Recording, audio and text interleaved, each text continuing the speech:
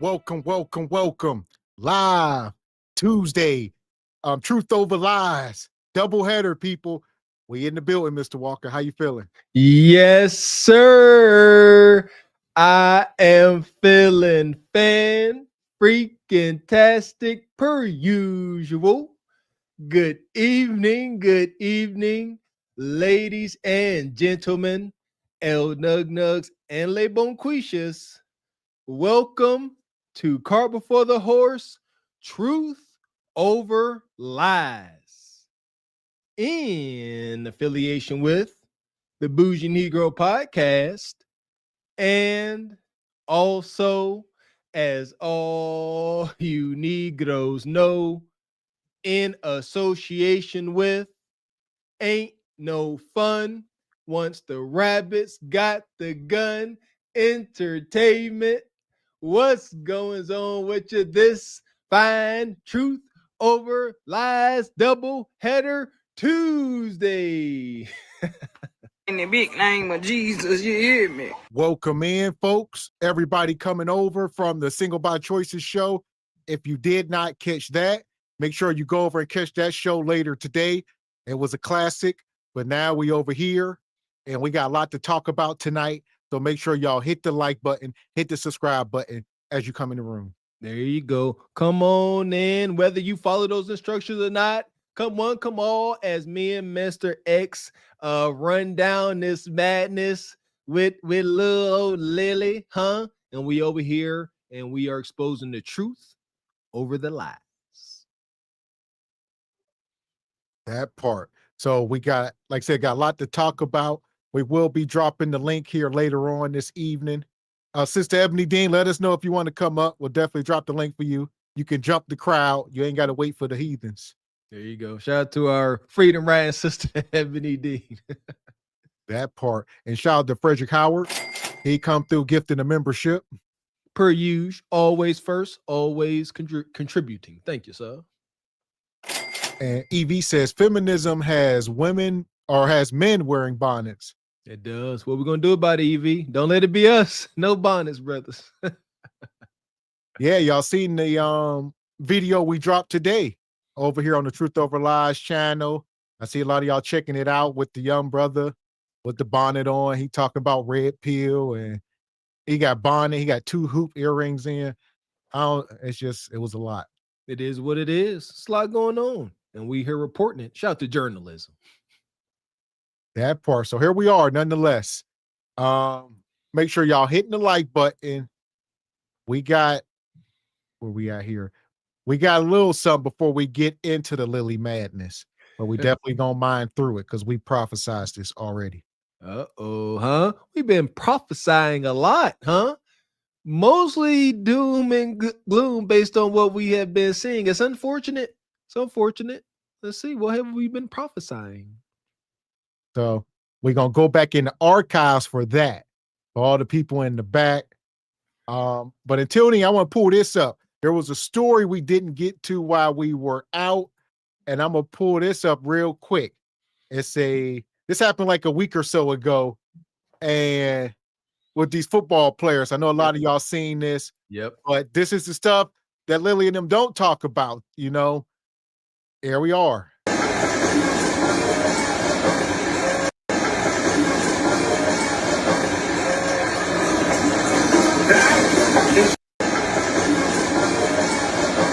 So that state trooper, that was a Texas state trooper. So this is South Carolina, and they were playing Texas at Texas, and they were beating the brakes off of them. As you can see, it's 26-3. The dudes just scored a touchdown or whatever. They're coming out the tunnel, and the state trooper start walking up the tunnel and act like he didn't see him and ran right into him. So this was after a touchdown, okay? So I guess they're celebrating. They coming back out.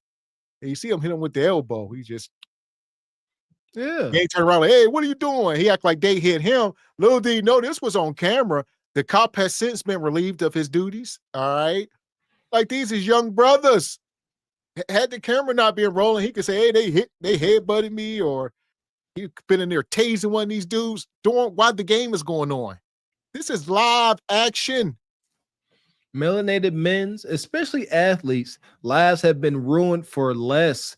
We all hear and have heard these terrible horror stories of these brothers, these warriors amongst men being, brought up on egregious allegations.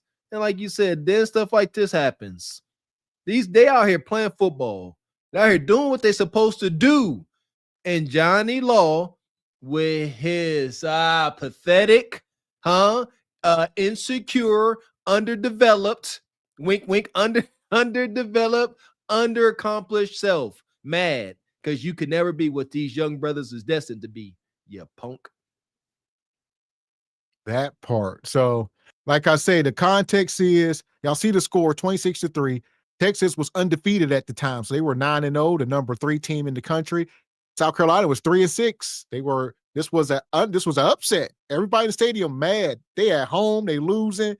Team they were supposed to blow out, and even the cops is trying to get involved. Like, yeah, I don't like this. Y'all celebrating. I'm gonna arrest y'all so I can lock y'all up and maybe we can come back. This is crazy. Listen here, I gotta confess, in my football playing days, I done cussed out many a ref and a couple cops for being dumb like this. You can't do nothing to me. I'm playing football. Shut up. I'll say whatever I want to you. Since you want to be out of, I'll leave you alone. But you want to be one of these racist refs or police working these games? I've came across stuff like this. I'm gonna call you everything but a child of God. I'm gonna try to get down to your bone marrow with this hurt baby. He's a coward. My point is, these brothers, there is no other place they are supposed to be. Number 0, number 27, number 17. They where they supposed to be. And you still got a problem with it. You see what I mean? They ain't causing trouble. They are contributing to their college. They are playing the sport they love. And you still got a problem. What can anybody done differently? All right. Let's see if this could be teachable. I don't think the cop a-hole. Everybody walking. It's on the cop at this moment. Step to the side and let them pass while they going back onto the field. Literally, they just scored a touchdown. All right, they up in the tunnel. They coming back out, celebrate, whatever. He upset. Why you ninjas celebrating? What you ninjas up on that nad?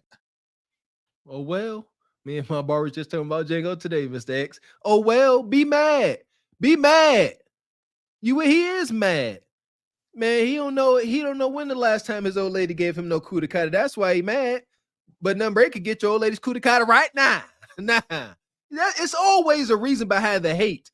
There is not nan fulfilled soul out here, man, woman, or child, that's out here that's fulfilled, but still trying to inflict pain and misery in folks. And they pathetic. Yeah, he's underdeveloped. See y'all saying he lost money on the game. Maybe one of his relatives play, or he know the coach. Like I said, these the troopers on the sideline at a home game. They know the coaches and stuff personally. This is Texas too. Y'all know how I get down there. This is real. Man, that cop was sending all types of, boy, you better get back on out there field. Watch this. Boy, what you doing, boy? You better get back out there, boy. Huh? You better get your hands on that pig skin. Get your hands off me, boy. But like I said, I seen this. Obviously we've been off. We ain't had time to get to it, but thought this was interesting. Before we get into the Lilly lies, right? They act like this stuff don't go on. Everybody's a criminal, even though we are the most exonerated, because stuff like this, the camera not rolling, they get arrested, then the charges get thrown out because they find out he's lying because one of the people seen it in the crowd or something. So it's just, this is what they do. Be careful. Stay out their way, as we say. But in this case, this is unavoidable, right? Nothing they can do. The cop is a complete a-hole. And like I said, he has been either fired or relieved from his duties or suspended, something. But yeah. He got relieved from being there at the games. This is what I think I saw. So the beat still goes on for him. He just can't attend games, but he's still going to wear that badge. And that's just how it goes, you know what I'm saying, in that gang, if you will. That part. So you can't be on the sideline anymore at them Texas games where you got 100,000 people in the crowd. Them games them stadiums, you get 100,000 people in the stadium. That's insane. Yes, it is. It's a lot of money. That's that old oil money. Yes. So here we are. Nonetheless, we're going to take this state trooper and kick him in the pit. With your punk ass. Madness. Fuck is you talking about?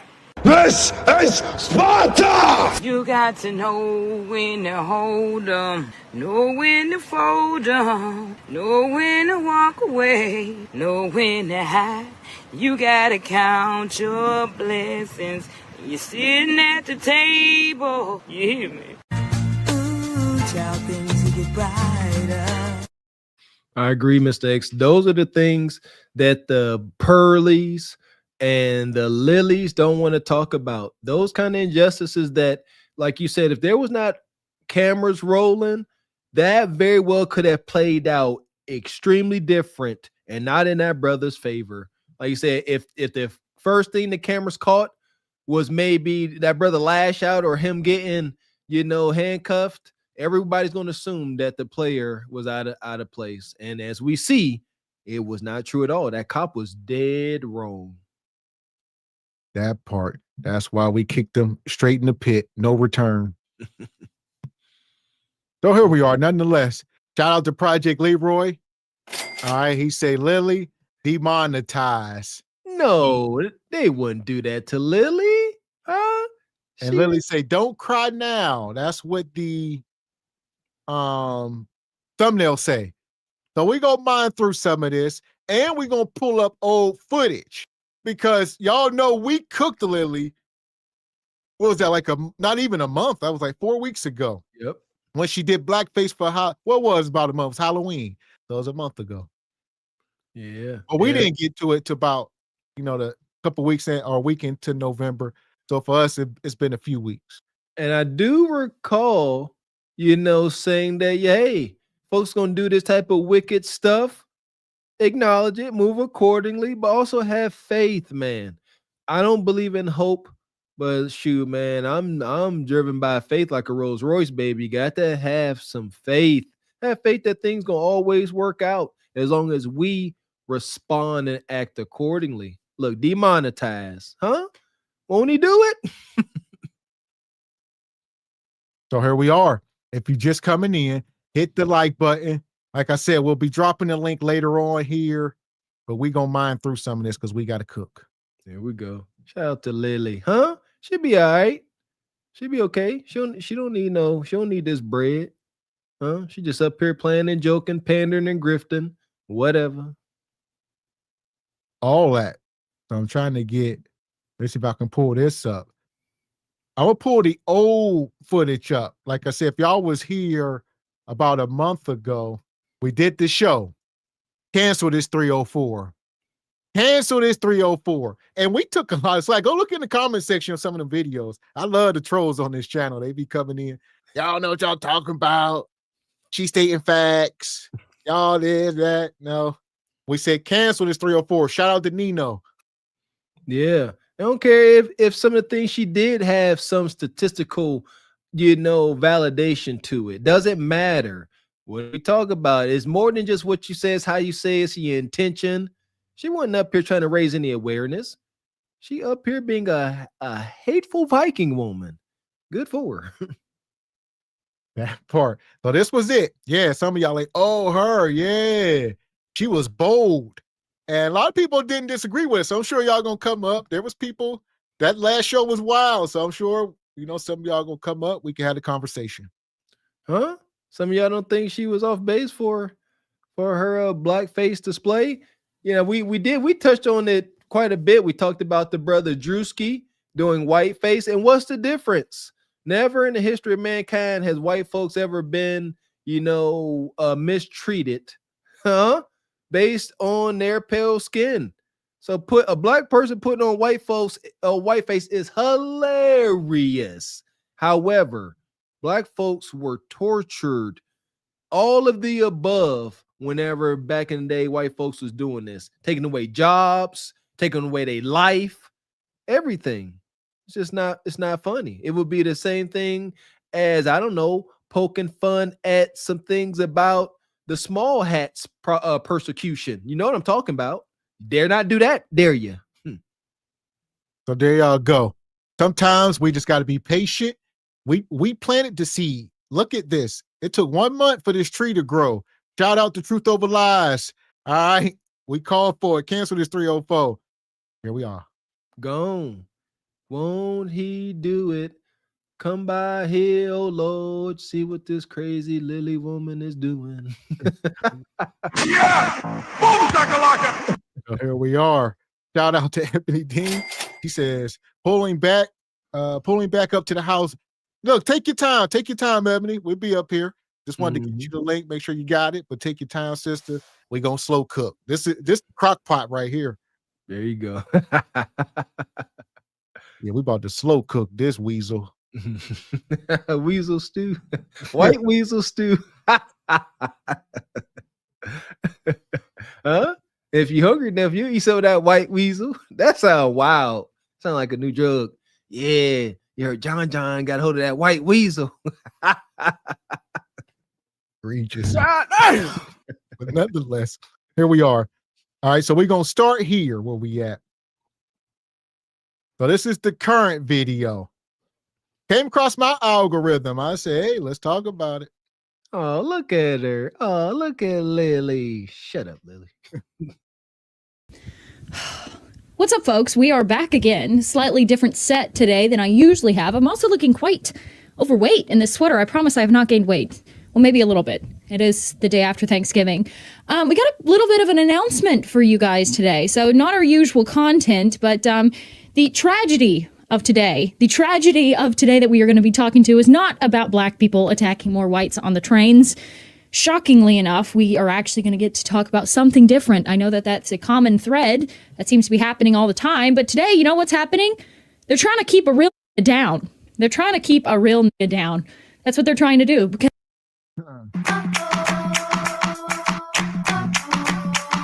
Relax. Stand down. Everybody stand down. We're going to slow cook it. Y'all know trigger alerts and all that good stuff. This is white-faced Lily, the weasel, all right, with that badger puss. Smell like boiled hot dogs, but we here for it, all right? And we're going to pull this old video up. So here we are. Here's the thing. Like, as my blood, takes a light boil, I want to know the men behind her responsible. I can't have too much smoke for this thing, this weasel here. There's men behind. Trust and believe. They move differently. There are men behind her. I want to see them. Y'all, the men behind you are cowards, Lily. They got you up here taking in front and center, saying all this wild stuff, saying the N-word, and they standing behind the scenes. You are surrounded by a whole bunch of cowards. You a coward, they cowards. Fight me. That part. And like I said, we were here a month ago. We called it out. Cancel this 304. All right, a lot of people say no. Cancel culture, freedom of speech. We talked about it. Freedom of speech is a real thing. People try to cancel us. That's a real thing. So do I believe people can? Yeah, but YouTube has its own terms and conditions. So can she come on the internet or anywhere, go to on the streets or on the campus, wherever she want to do? But you got to follow the rules of wherever you at. And like I said, the stuff she was doing, I'm like, YouTube, y'all done crack down on us for less. I'm just speaking from our perspective. They done crack down on us, but y'all we don't even cuss. So this woman does egregious stuff, and I was just scratching my head. That's all. There you go. And just waiting. When things don't make sense for a crack baby like me, myself, I files in the back of my mind. And I'll wait. I will revisit it. Time is going to prevail, and we shall revisit it. This didn't take too long at all. Told y'all. Have faith. Have faith that justice shall prevail. So here we are. Like I said, if you were here a month ago, here's the live stream. Listen, one thing about it, me probably like to make my point and let time do his thing. And this one here aged pretty well. Check it out. A shock jock, rage baiting, and it works. All right, for whatever reason, the algorithm likes it. They are keeping her on the platforms. Probably not for long. All right, YouTube. I think this she went probably a step too far. So she probably won't be on the platform much longer. They'll probably kick her off. There you go. She a racist Howard Stern, straight shock jock work. And that's what she's doing. Everything she say is straight to your nervous system. Shock, shock, shock. Huh. So we done did it. So a month ago, what did I say? I say YouTube will probably kick her off. She probably won't be on the platform much longer. I wasn't wishing it. I'm just looking at what I seen, and I know how they operate and how they deal with people like us. And I say, you know what? She shouldn't. I mean, it just makes sense. The only thing that makes sense, excuse me, this has got to be some kind of play to get Rumble's attention, because the stereotype is that Rumble is a place for extreme right wing, the rest. So I truly believe that she's up here and she like, I ain't got much to say over here on YouTube. Ain't really gonna crack with my shock jockery. But if I come up here and Rumble and go a little viral and Rumble get a hold of me, yeah, this stuff fly over there. So that's what I think this is. I think she's trying to be one of the next big things on Rumble, because now she's talking about keep a real ninja down. Yeah, she trying hard. That part. So I'm gonna take this back one last time. A shock jock, rage baiting, and it works. All right, for whatever reason, the algorithm likes it. They are keeping her on the platforms. Probably not for long. All right, YouTube. I think this she went probably a step too far. So she probably won't be on the platform much longer. They'll probably kick her off. There you go. There you go. So that was my theory. And we about to watch the video and see if it holds true. I think we know what's happening. That's awesome. I love when a prophecy comes together. You have been prophesied, Lilly, you witch. That part. So we said cancel this 304. Hit the like button. Cannot handle the truth. And this. What's up, folks? We are back again. Slightly different set today than I usually. And shout out to Uncle Tall. He come through, says, "Oh Lord, they done demonetized the sweet, sweet white woman. No, Miss Lilly." Django Stevens' voice. Lilly, no. Yeah! Boom shakalaka! And also, Uncle Tall, he dropped a 20 ball in the Cash App, sponsoring the show. He says 7-hour show Saturday to make up. I can't wait. You pushing it. Yeah, you pushing it.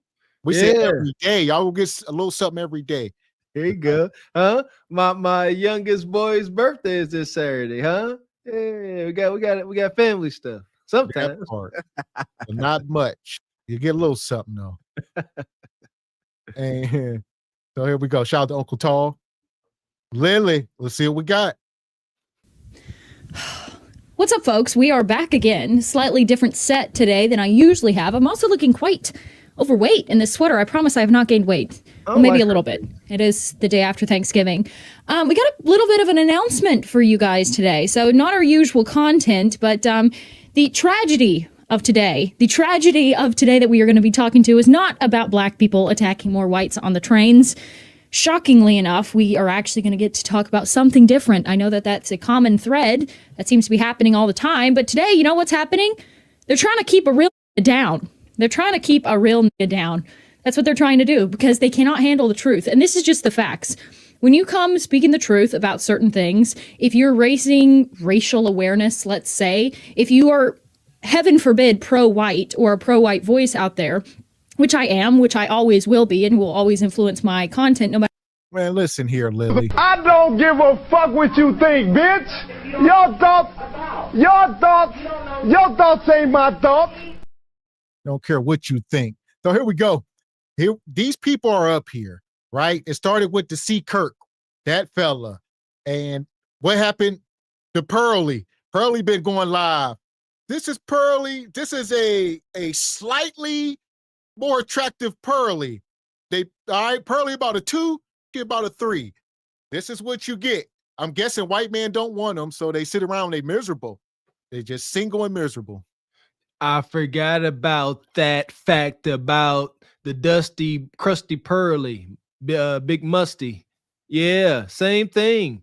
There you go. Yeah, I know Pearly is undesirable amongst her group. That's for sure. And this one here, yeah, why you up here? Why has good old Viking man put you front and center to take all this vitriol and criticism? Not like him. He like to protect his Becky. Don't you touch my woman? But they put you front and center. Oh, are you uncared for? Are you unloved? Huh? That's unfortunate as an adult, us project babies, we went through that as kids, kind of rite of passage. But as an adult, it's got to suck. Huh? Is this white trauma? And here we go. So she say they can't keep a real ninja down. She's playing to her audience who are full of, a bunch of racist white folks for the most part. And there's probably some black folks in there, some self-hating ninjas and whatnot, and Asians or whatever. I'm sure it's all kind of people in there, but mostly white folks. And can't keep a real ninja down. People don't like the truth. When she up here saying over 50% of the prison population is black, and all the stats she was spewing, the majority of people on welfare is black. They just lying. Like, so you can get into the per capita stuff, then say that, be specific. So people can start let people do their own research at that point. They don't say, why do they keep saying per capita? Because it's not a factual straight fact. We all know what the real facts are. And take offense to the fact that there is a market in triggering folks. There is a market. Like, they don't mind. Like, you see YouTube, you got a thumbs up button and a thumbs down button. YouTube don't care how the views come through. There are guidelines and policies that she learned, but you come up here getting on folks' nerves, they don't care. And folks like her take it to the extreme. I'm gonna hang my hat. That's my prophecy. She trying to go on Rumble because this ain't gonna fly over here, man. Ain't no there. At this point, there has got to be some righteous haters that are sitting here just waiting for her to do stuff and keep reporting it. And good for them. Stuff like this needs to be reported. I'm all for free speech and all that. However, man, god dang it. Like, what is the purpose of this speech? There you go. What's the purpose? Like you said, people put a battery in her back and a lot of cultural stuff going on. Like I said, the Sea Kirks and, all this stuff, people trying to get into the spaces. Like I said, she's been on YouTube less than a year and been booted off. And there is no money on Rumble like it is YouTube, unless you got sponsors or if you're doing heavy crowd surfing. Like you said, crowdfunding, people are donating, cash apping, whatever, supporting whatever you got going on. There's no money in Rumble like it is YouTube as far as the AdSense and all that stuff. It's not even comparable. Mm-hmm. And we're going to mine through this because she going to talk about it. Lilly, listen, this ain't going how Lilly thought. Talk to us, Lilly. Let us know your worries. We concerned. Matter what it is, they will try to keep you down. I've said in a couple other videos that there is a pipeline of cancellation. So what this is here's the top tier of cancellation. The top part of cancellation is they will try to smear your name. So they'll put out hit pieces and they'll try to cancel you. But we're living in like the post-cancel culture society where that doesn't really work anymore. In fact, it actually lends a little credibility to your name and you gain kind of a little loyal, staunch group of supporters rather, of people who don't care about the media slams. Okay, so they don't quit there. When they can't defame you or smear your name or ruin your reputation, then they will try to take you off the platforms. Hang on, the dog's screaming to be let in. So I'm babysitting my mom's dog while she's away. Yeah, what you doing with that dog? All right, why that jar of peanut butter on the floor? Why that dog look like he just blew a load? He all tired, ready to go cuddle. He said, "What you doing? Let's go get in bed." He's like, "Look, don't tell the audience." That dog, like, what time it is? Brr, brr. Peanut butter, brr. Peanut butter, cooter cutter, brr. Y'all nasty. You want to talk about stereotypes? There's one. Yeah. Our melanated sisters can be wonky as the day is long at times, but I ain't gonna put too much, doggy loving on them. That'd be you, Becky. Dog lover you. So here we are, Ebony. We back with this woman. All right. Apparently, they saying she's been canceled. We called for it, but here we are. Justice, Sister Ebony. Justice, huh? Somewhat, to some degree. Listen, I knew this day was coming because she was out of pocket for everything that she did. And now they're trying to present her, oh, the poor white woman who got demonetized, putting her in that her little lily white chair with her little polo sweater on. We don't buy it, okay? Like you are with all that smoke before. Don't try to like whiten it up now. So yeah. And she doubling down. Like she talking about trying to keep a real ninja down. Right. She keeps doing it. First she did the blackface. Then she came back and was saying the only reason why she did it because she thought a melanated woman was the scariest thing ever. She keep doubling and tripling down. Then she come back. Oh, y'all trying to keep a real ninja down. She just gonna keep going. I'm convinced that until she gets her desired outcome, whatever that is, she liable to come up there with ropes hanging from the rafters. You know what I'm talking about? Like she just gonna keep pushing and pushing. Oh, it's just a rope. It's just a rope. This is her. She gonna keep pushing. Good for it. Get what you get, you witch. Y'all lucky. I would call it B-word so bad. Right. And now she's kicked off the platform. And then I guess you guys were saying that she's on Rumble now with all the other rejects who got kicked off, like Tommy, Sotomayor, but I think he's back on YouTube or whatever. So go over there with all the other suspected white supremacists and spit all your rhetoric. We're hip to your game. We know what type of time you're on. And again, thank you guys for teaching me not to be so triggered, because you know how I get with stuff like this. But talking about keeping a real ninja down, she needs to stop. Oh, man, I get it. Like you said, just that's what they look forward to, Sister Ebony. They want us to get triggered, like they want us to be outwardly triggered. Yeah, I'm gonna be triggered inside regardless, Right. but Right. it's the outward. Right. Yeah, and look at her background, y'all. The little library set up, and she got her little dog out like it's Toto, like she's Dorothy Gale from Kansas. Just stop, man. This is a lot. Them fake books. And this goes back to what I originally said on this video here. Listen, a shock jock, rage baiting, and it works. All right, for whatever reason, the algorithm likes it. So shock jock, rage baiting. That's her playbook 101. Do you hear the rage baiting, shock jock? And like I said, it's effective, granted, but because she ain't just surface level. She obviously blackface it, and she does wicked stuff. It's like she absolutely trying to draw people's attention.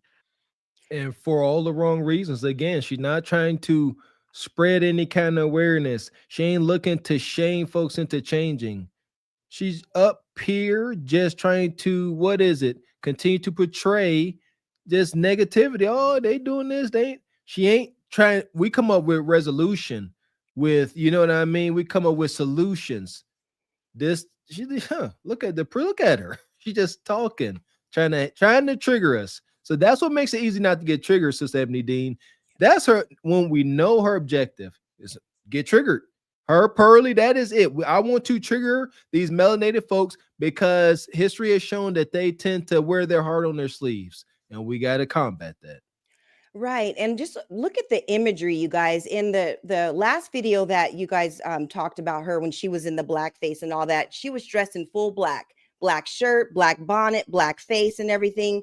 And that's just to portray that black is ugly. And now all of a sudden she wants to have the white background, with the dog and in the library and all that. Like she's all innocent, white is beautiful and stuff.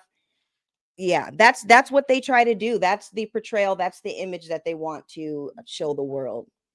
And it's BS. And we're going to call you out every time. All the Lillys in the world are getting called out. That part. So here we are. Hit the like button. To stay with her sister for Thanksgiving, so that's what I'm doing today. He looks quite awkward and uncomfortable. He doesn't like to be held.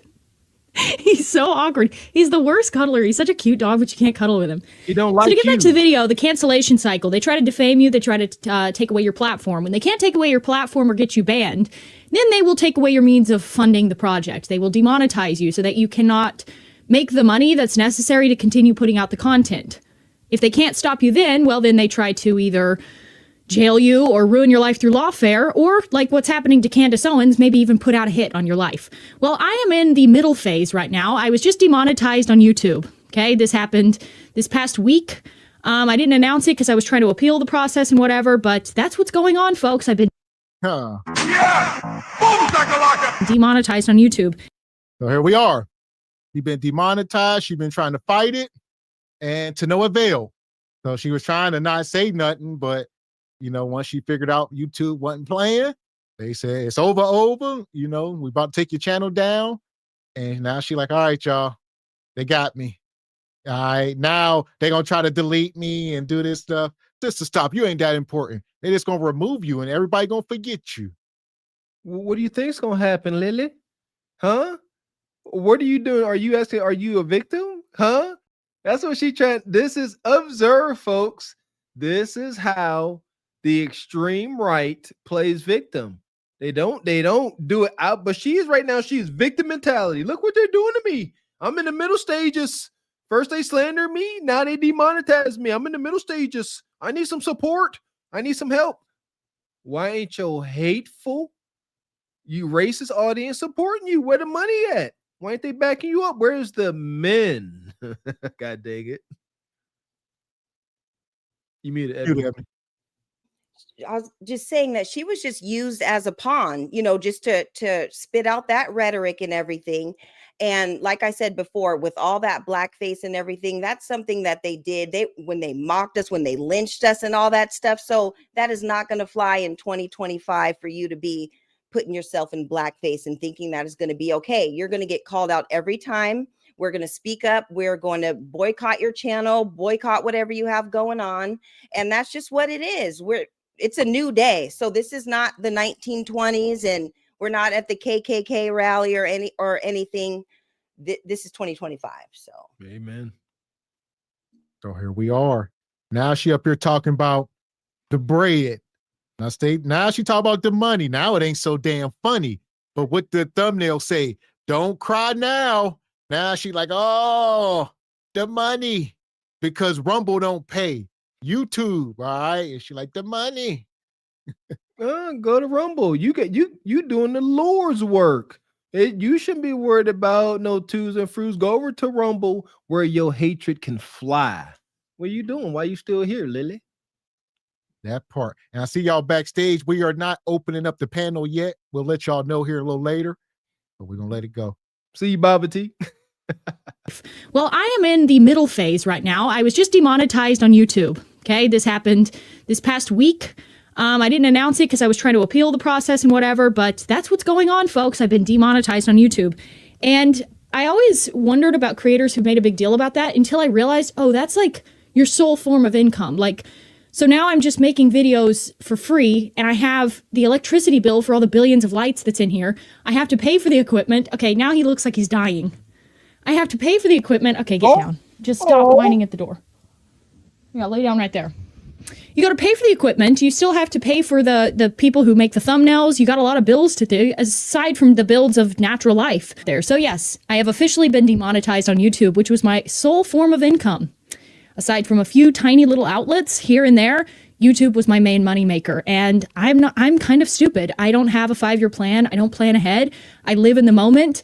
I put it all out there. I'm an open book. Well, listen, Lily, hold on. YouTube demonetized. I know somebody. We got to get Lily on her feet, y'all. I got $40. $40 today.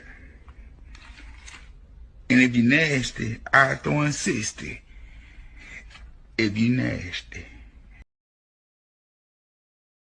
So here we go. Lily, it might be time to start a fans only. All right, get on there. Look, Lily gonna take her clothes off. They gonna find out she got a weenie. Everybody, we thought Lily was a girl. Lily gonna pull some meat out. But hey, her audience gonna like it though. You know how Brad and Chad get down. All right, they like women's with meats. So unfortunate. Huh? Maybe she got both. Since we go down this wicked path. Lily, you say you're a real ninja. Come on over to the dark side, huh? You see Unc, you can get you can get them lights paid. Unc gonna come through with a couple of his buddies. $40 here, $40 here. You get a little $60. You get them bills paid, get your light bill paid. But you got to get nasty if you don't mind. You real ninja, you. Yeah, she's talking about all that real ninja stuff. Well, real ninjas figure it out and they don't be complaining about it online. They get out there and do whatever it takes to keep things moving. So you want to talk about being a real ninja, and that's not a negative thing. Like we do what we got to do. So yeah, here, be about it then, Lily. Since you're about that life, let's see. There you go. Go ahead, as was not Webby, Boosie would say, go ahead, put your Lily White Cuda Cat on the screen for $1,000. Here we go. We got some super chat. Appreciate you. Julius, Uncle Caesar, how you doing, OG? Says my homegirl E told me to check this out. I'm boiling mad at what I'm looking at. Ebony gonna have to give us 50 push-ups for setting me up like this. We all trigger. I told him to pull up because we're going to be talking about some real stuff tonight. It's all right. I got this, Julius. We got this. We'll take care of Lily. We got Lily. Shout out to Unc. Appreciate your stuff, man. Kareem says she might as well shake a 10 cup. Stop begging. She said, I got lights to pay for. I can't believe this. And there we are. That's the difference between a funk face Lily and that Pearly. I don't know. Like I said, I don't know much about this sister, but we know Pearly comes from money. Her dad is rich, so you'll never hear her up there here complaining like this. She laughs about getting demonetized, and it's a joke to her. Like Pearly does this as a hobby, and it just happens to be successful and make money, whatever. This woman, I think, is a little bit different. And again, see, she's something stupid. I didn't think ahead. That's one thing. Like she took accountability for her stupidity. She said it was stupid. She said it, and now she's like, I got bills to pay. I hope it don't work out in her favor. I ain't gonna have my feelings. I hope it don't work out. Right, and this just Go ahead, Ebony. Oh, I was just going to say, this goes to show that there are consequences for your actions, regardless of whatever race you are or whatever. And a lot of times, white supremacists or suspected white supremacists think they can go around doing everything and not get punished for it. And so this is a part of the game. This is what comes along with it. And you are going to get checked because it's time for you to be checked. Amen. Shout out to YouTube. Get them YouTube. Appreciate you. Quad, called you Quad. Says Lily better go and see Nate if she's trying to get her binds fixed. She was talking tough before, now she crying. I love it. Oh, we all love it, Quad. I'm in a bind, Nate. Some other time. I really need this money, Nate. Here we are. Equipment. Okay, now he looks like he's dying. I have to pay for the equipment. Okay, get down. Just stop whining at the door. He don't like you. Yeah, lay down right there. You got to pay for the equipment. You still have to pay for the people who make the thumbnails. You got a lot of bills to do, aside from the builds of natural life there. So yes, I have officially been demonetized. Why don't you do it yourself? You're so talented. Make your own damn thumbnails. Fire up your own live stream. That's what we do, Lily. We just some dumb ninjas. Why don't you do it? I was thinking the same thing. You got all this overhead because you got nothing. You just a mouthpiece. Listen here, no hate. However, there's levels to everything.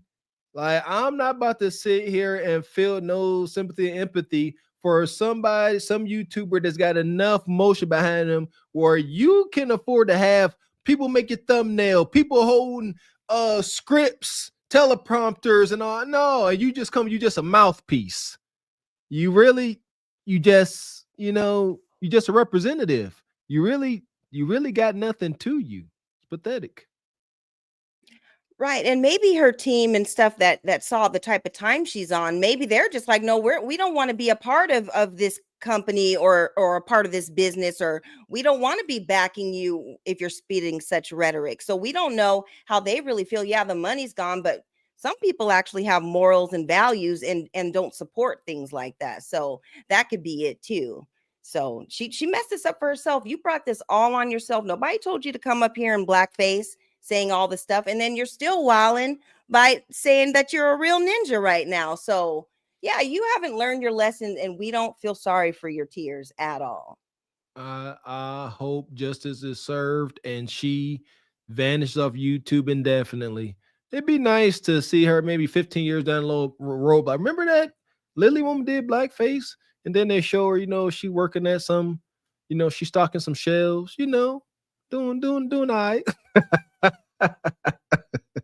That part. Yeah, but then we might have to worry about Lily's grandkids and stuff, because if she's the one being the teacher and teaching them, then we got to deal with her offspring, and we got to check them too 20 years from now. But that's why she bitter. If ain't nobody knocking her up. Brad done shunned her. Brad said, go be a sacrificial lamb. That part. So, like you say, they made a movie about this recently. What was that? Was that the Spider-Man, one of these new movies where the guy was the podcaster? He had his whole basement laid out. What movie? I'm sure y'all know. What Jay Tillman at? I think we talked about this before. I think y'all said it was Spider-Man. Where the dude, he had his whole basement. He was a podcaster almost. He was like a Charlie Kirk type guy. And he was in his basement doing the, right-wing stuff. He had his producers. Everybody was in his house. So he had like a mansion. And his whole basement was a studio. And he'd, be upstairs and he'd go downstairs when it's time to shoot the show. He's some YouTuber. So some movie just came out that was about, I was like, that's interesting. Bring a whole basement into a studio. One of these new houses, like I said, live in a big mansion. It was a whole deal. But nonetheless, it reminds me, because you say like people like Lilly, where they are just like a mouthpiece. And that's what it is. The dude didn't do nothing. They like, all right, it's time for the show. He just comes sit in the chair. He got the teleprompters and he just reading and. See, Lilly, if you want just a mouthpiece and actually has some skills and some competence, you won't be tripping off of this little demonetization. All right. You would have the know-how to start a whole nother channel, just like Pearly and everybody else, and just keep this thing going. But instead, you're a victim. Shout out to the Lilly victim. On YouTube, which was my sole form of income. Aside from a few tiny little outlets here and there, YouTube was my main moneymaker. And I'm kind of stupid. I don't have a 5-year plan. I don't plan ahead. I live in the moment. I put it all out there. I'm an open book. I live with my heart on my sleeve. If I say something, I mean it. I couldn't censor myself. I refused to censor myself. It's just impossible. I really tried. My best. Believe it or not, what you saw on YouTube was the vanilla me. It was like the vanilla of the vanilla. And I tried my best, but they want to keep a real down, okay? And that's what they're doing. So, all of that to say, we will persist. The truth will prevail. These people think, and in all seriousness now, these people think that if you take away people's form of income, if you ban them off of platforms, for I'm sure I will be banned on YouTube soon, they think that can stop the truth. Well, it can't stop people's eyeballs, okay? So even if there was not a single podcaster in the world talking about these sorts of things, you see it for yourself. You've experienced it for yourself. What's the truth? It was all lies, sister. Like you say, y'all need to worry about your own people. That's why we say cancer. What's the truth about coming up here on blackface? What truth? What truth about lying about prison stats and about all the stats that y'all be lying about? Where are the truths? And then you get the Pearly woman that go on to the lead attorney, shout out to the lead attorney, and she go on to his platform and he start asking her questions that she can't answer because she's so worried about black folks. He's like, well, what percentage of white folks is in prison? What the percentage of white folks do that? Oh, I don't know. I don't know those stats. Why in the hell don't you know the stats about your own damn people? Why you worry about us? Y'all, I don't know the stats. What is it? I don't know. Yeah. Because there's no money there.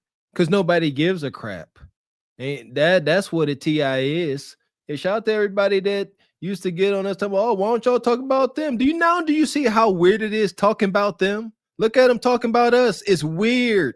Who gives a crap what they got going on? Observe from a distance. As Farrakhan said, acknowledge their successes because they are successful in their endeavors. Acknowledge it and take what you can from it. But we worried about us. The fact that they too are worried about us, look what it looks like. I'd be danged if I come up here talking about, oh, Jim Bob and them is doing this in the trailer parks. They are here cooking meth. Who gives a crap? That ain't got nothing to do with us. We got to worry about our own backyard, Lily. Right. And that's the problem too, is because we do just be minding our business in our own lane. And then so we're not even saying anything about them and until they say something about us, and then we will react to it. We like just being to ourselves and everything. But we are going to speak up when it's time to speak up. And, when it comes to all the per capita stuff and all the arrests and everything, they always want to portray us like we're the criminals and everything. And just to be honest, the reason why the police and all that stuff were even formed is because after slavery, they were trying to catch Black people doing crimes. That's how the police got started. And with all the arrests, like they want to say we're the most to get convictions or whatever, but it's really arrests. We're always arrested at a higher rate than any other race. And so it's not convictions. 10 people can get arrested for a murder, but only one person did the murder. And so, but they tried to use that as the data. We got the highest exoneration rates as well. So it's like 52% or something like that. Right. So when they say the stats, they need to say what it really is. Arrests, yes, because the police were formed in order to come after us in the first place. So here we are in 2025, and unfortunately, we do still, have to go through those things, and that just is what it is. There you go. That's for those that don't know, the origins of law enforcement officers were catching our people, our ancestors that were, I hate saying slaves. They weren't slaves. They were prisoners of war. That's what they were.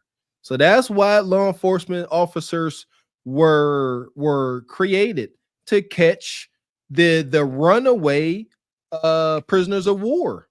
And that's it. They was not there to regulate a daggone thing. But as time went on, they had to evolve and look like they were providing a service to the community. No, they were there to recapture property. Oh, here we are. So this is Lilly. She say people mad because she telling the truth. And that's the problem. They get so far caught up in the lies, they really think this is truth because the audience don't say nothing. All right, not nobody that she gonna listen to. I'm sure there's probably a few people like this is lies, but it's being drowned out by all the people like, yeah, it tell the truth. It's a damn lie. But if everybody keeps saying it's the truth, then it's the truth. I guess. I hate that. Everybody saying it must be true. God dang it, that's wicked today because everybody be lying. Yeah, and it just goes to show, like when they say I'm white and I say so, just because I'm white and I say it, it doesn't make it true. We're debunking all this stuff with channels like Media Man and channels like this, and we're talking about it, and we are bringing the stats and the statistics and everything. So it's no longer I'm white and I say so, because we have receipts too. So, amen. Here we are. We ain't done. Now she complaining. You can't make this up. A month ago, she was beating her chest, even when she first started this video, she was still up to her shenanigans. But then, y'all taking my money. This is my electricity. Oh, thumbnails. Oh. So sad. Who gives a crap? YouTube soon. They think that can stop the truth. Well, it can't stop people's eyeballs, okay? So even if there was not a single podcaster in the world talking about these sorts of things, you see it for yourself. You've experienced it for yourself. You feel a fear about walking around in the streets that you pay for. You feel fear to get on a train, despite the fact that your taxpayer money goes to pay for that train, because it's dangerous in society. We just happen to be talking about it. We're just not lying. We're just telling the truth. And the people who tell the truth are attacked constantly. My friends are being sued for millions of dollars. The censorship clouds are really moving in. It's starting to get bad out there, folks. It's starting to get bad out there. So if you want to support what I'm doing, because I will always be a pro-white voice, I will always be a pro-white activist. You know what? How about y'all go create your own damn platform? Hell, because clearly this ain't y'all's.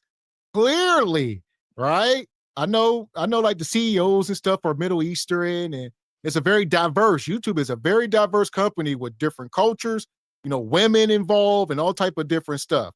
So how about y'all go create your own little thing and just stay over there? Why come on YouTube? Go create it. Y'all can just sit over there and circle jerk all day. There you go. They got them. What are they? Is Rumble and I think X or the old Twitter, right? They can say and do pretty much whatever they want over there. But what are we knowing? They up here for monetary gain. They're not up here trying to right any wrongs. They ain't up here trying to plant seeds of positive change. They're up here for that munyon. And everybody know Rumble ain't paying. And what's Twitter? I ain't X. I ain't paying nothing. So yeah, it's where it's at. This is where the sponsors are, right? So you got to play by the rules. You can't be a hateful, prejudiced white witch, or you can. And then you just up here playing. It's a hobby now. You're up here playing and joking for the free. Yeah, and nobody's trying to censor what you're saying, but you can't be out here being racist. Knowing this country's history with blackface and everything, that's where you effed up at. You can't be going off and doing that. You can say whatever you want to say. You can have your opinions about black women or whatever. We heard some of the stuff that she was saying in that last video. Have your opinion. We can counter it by coming up here, you know, with respect and showing our best selves and whatever. We don't have to go along with what you say, but you can't just be out here racist and just doing blatant racism, you know, on YouTube. You just can't do it. Oh, here we are. To know where I stand on that.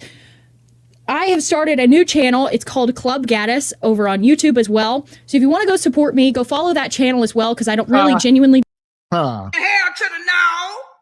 To the no, here to the no. Lilly said, go follow my new channel. I don't give a fuck what you think, bitch. Your thoughts ain't my thoughts. I wish we would. And that's another thing. Like you said, once you kicked off the platform, it's over. If YouTube bans you off the platform, you can start as many channels as you want. They ain't gonna monetize it. And if you are, first of all, they ain't gonna monetize it. Secondly, even if they do, what are you gonna do? You gonna switch up you're gonna do a whole 180? Because you can't just make a new channel and keep up the same nonsense. But at the same time, YouTube won't, you know what I mean? Shit, you can create a new channel, but good luck getting it monetized once they boot you. There you go. Again, justice. Justice. Oh, my friends are getting sued for millions. We got all this stuff going on. Come support me over here. I like this. I don't see this working out for her. I see her going on a more intense victim campaign and trying to bleed out on other folks. Good for her. I'm standing by to see justice prevail, Sis Ebony Dean. This is why it pays to not get too triggered. Like you say, acknowledge their madness. And just let their negative energy do what it's going to do in the atmosphere. It always comes back to them. Yeah, and there's a lot of things in the world going on besides Lilly losing her damn monetization. You know, we're still trying to fight for our reparations. We're still trying to do all that stuff. So Lilly, on behalf of everybody, we don't care. We got bigger fish to fry. Couldn't begin to care.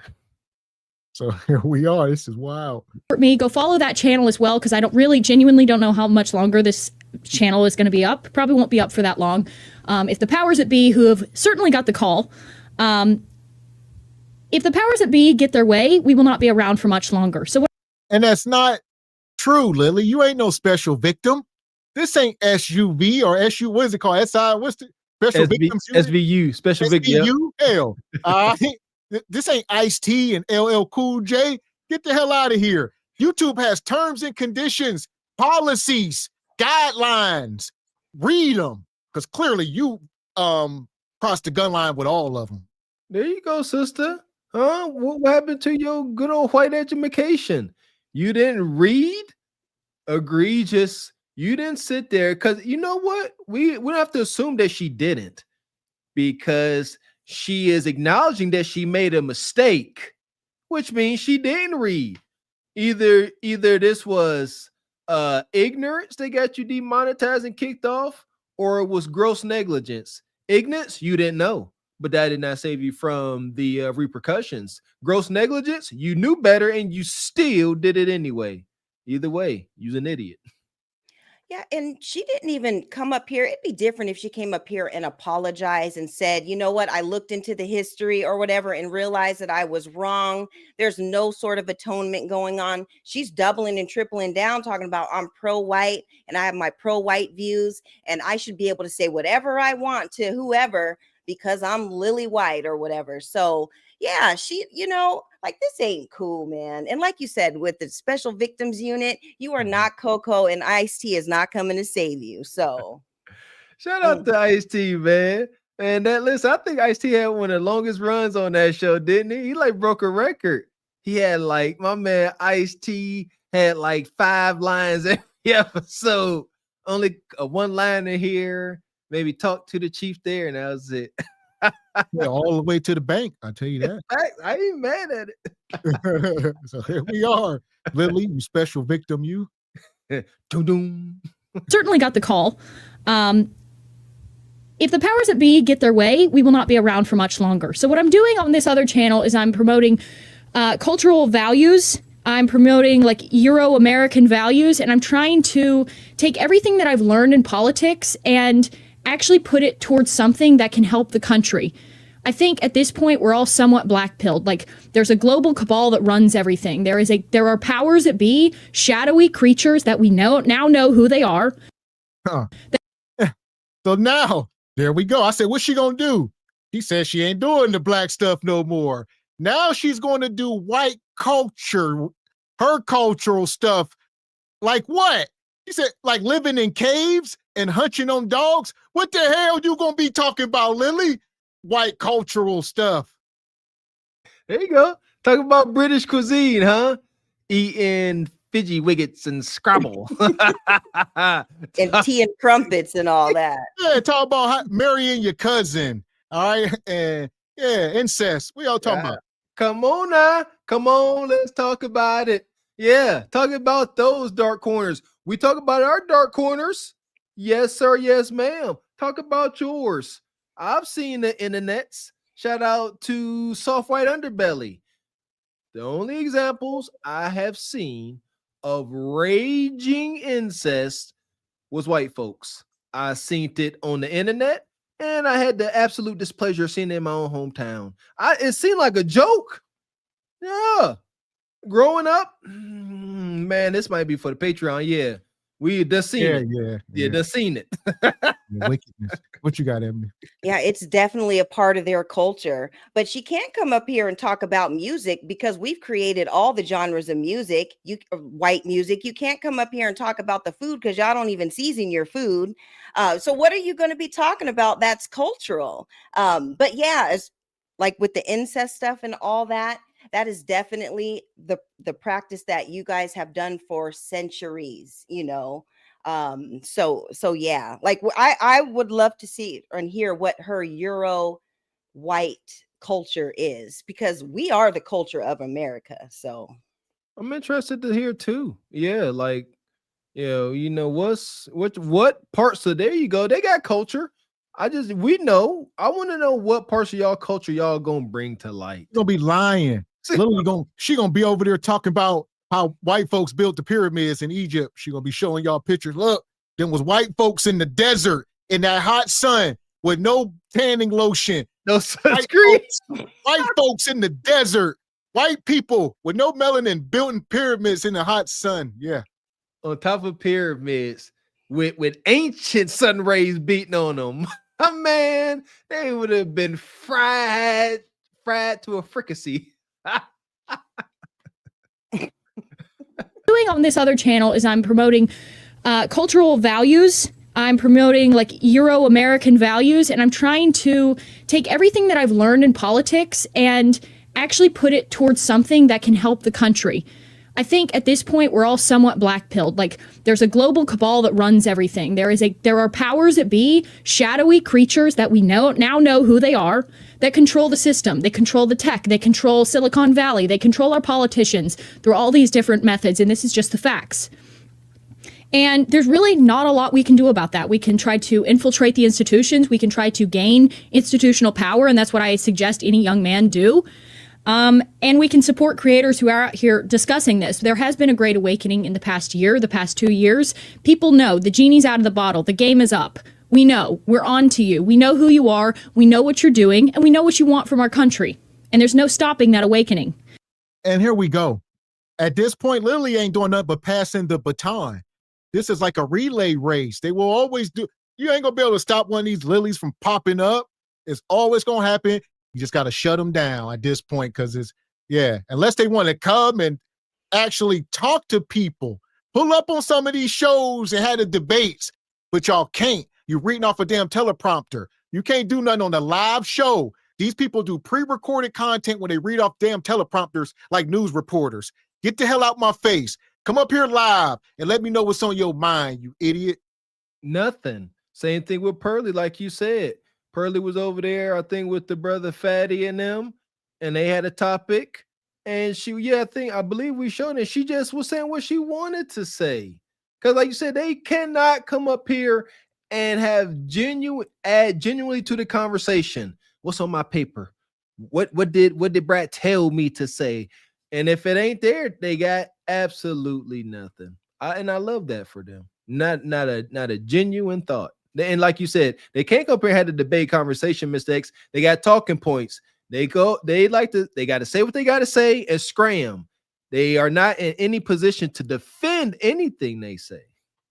Yeah, or anything that you would say, any pushback that they have, because that's not scripted, because they don't know what you're going to say. So they're only going to have things prepared for their talking points only. And you're right. They just run off, they just crash out. They tap out at the end. So that's just kind of what they do. But I would encourage her, do some research and really get the real stats of all the things that you're talking about and come up and have a real debate with somebody who, can challenge you on your views. So that's what I would encourage her to do. If you have so much to say and you have so much to say about your culture and all the great things, and we're so horrible, come with some real stats and have a real conversation. There you go. There you go. Yeah, somebody need to create one of these. It's going to come. Somebody going to come and monetize off of all this madness. All right, one of these Joe Rogans or somebody, they're going to see these spaces and they're going to create their own little debate channels and stuff. And they're going to say, tonight we got Lilly and, Tariq Nasheed or something, right? And they're going to have these big blockbuster style shows. That's going to be the future. Watch. I can see that. I ain't mad at it either, huh? There you go. Shout out to the big dogs, Joe Rogan. They over there on that Rumble. Yeah, it's only a couple folks getting to a bag on Rumble. Him, and him. And I think too, whenever they get demonetized and stuff, don't people, like a lot of people go on to Twitch and then they have their debates and they set up their little channels on Twitch. I heard that there's a lot of racist people that are on Twitch and they have their little community where they talk about all that kind of wild stuff. So go over there with all that, don't do it here because you're going to get called out every single time. There you go. I don't believe in censoring folks. However, go to those rooms where this rhetoric is welcome. Yeah, go and have your little powwows with your hateful friends. That's fine. However, we don't want to hear you hate. That part. And I see y'all say Jubilee. I'm saying this is going to be set up like a real sport. There's going to be rounds and judges and knockouts, rage quits, all that if you can't handle the heat. So somebody going to come up with something. It's going to be interesting, much more interesting than Jubilee. I'll tell you that. See, I can see that. You're going to throw Joe Rogan in the middle of it. Like you said, they're going to be sitting there and have a point system. They done turn power slap into they done turn ninjas slapping each other in the face into something very interesting. I'm trying to tell you. It's not very interesting. That's CTE. Yeah, shoot, man. That power slapping stuff is from the that you're not proving any type of physical toughness. That's terrible. I ain't about to stand. You ain't about to just slap the soul out of me.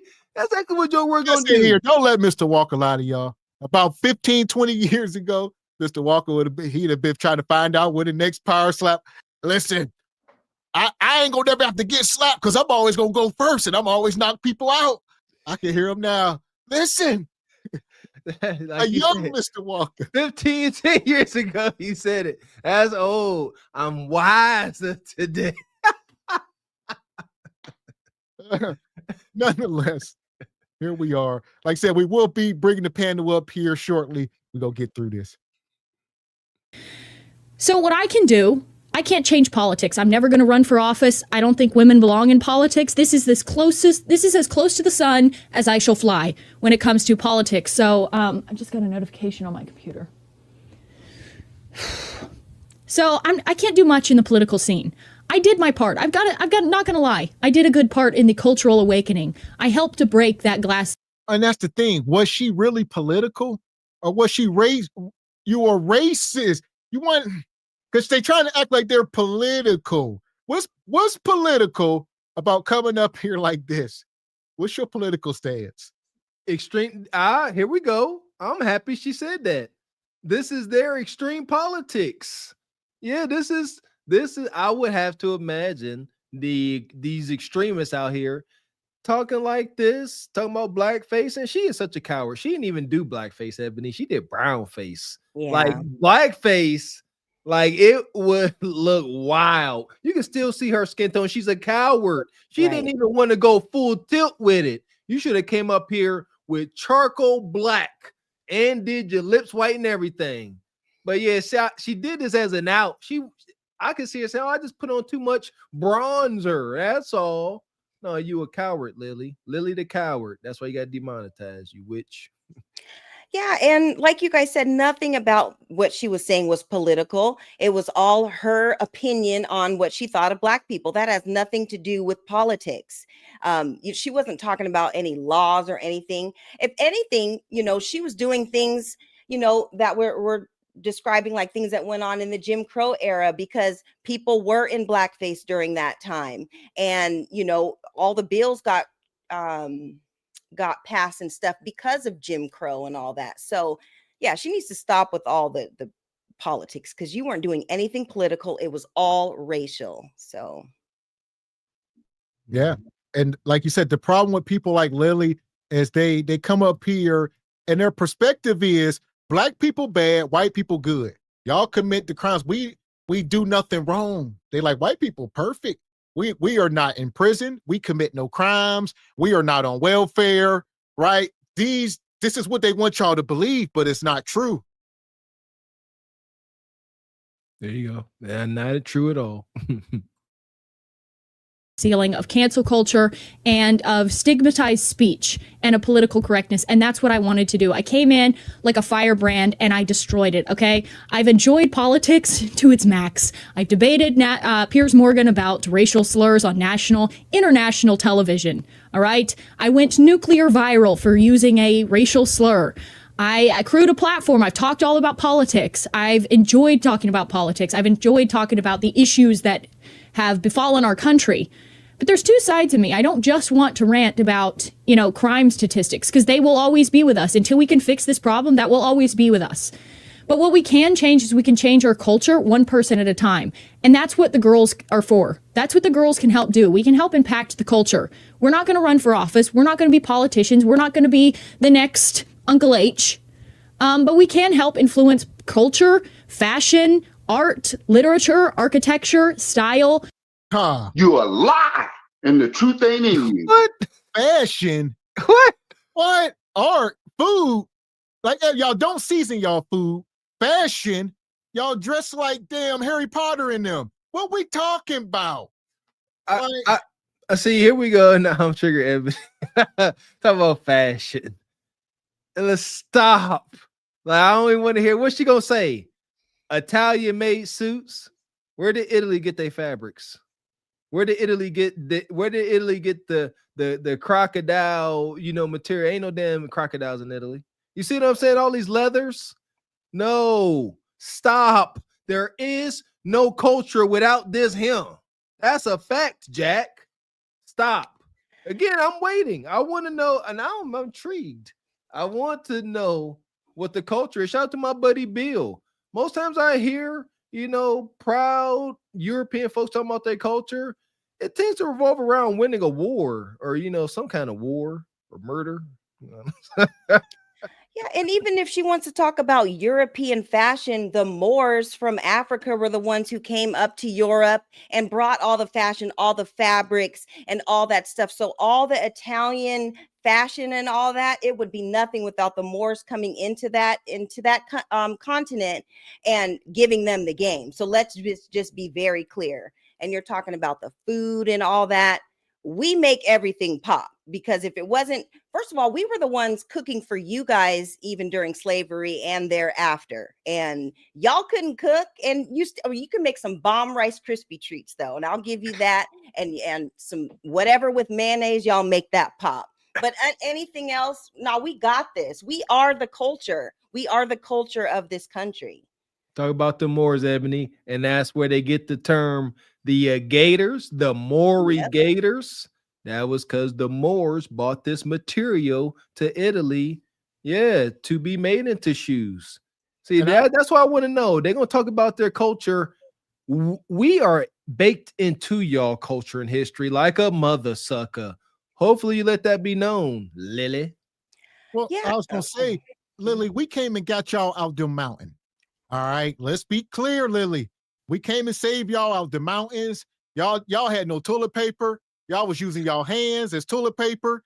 Y'all were living with the animals in the house. Y'all didn't know that the animals had to be outside, and cleanliness and hygiene. We taught y'all that, Becky. Show some respect.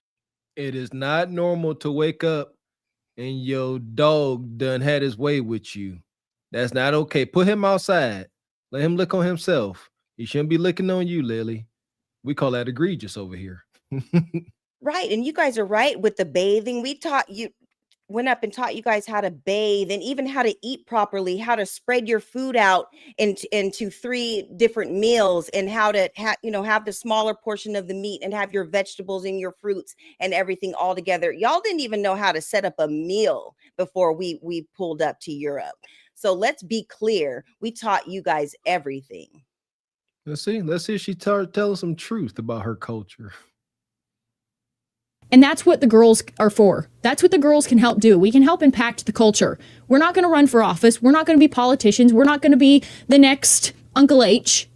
But we can help influence culture, fashion, art, literature, architecture, style, and society at the micro level. So that's what I want to try to do over on my other channel, is affect people where it can actually have an impact. If people start taking pride in themselves and who they are, taking pride in how they dress, taking pride in the homes that they make for themselves, taking pride in...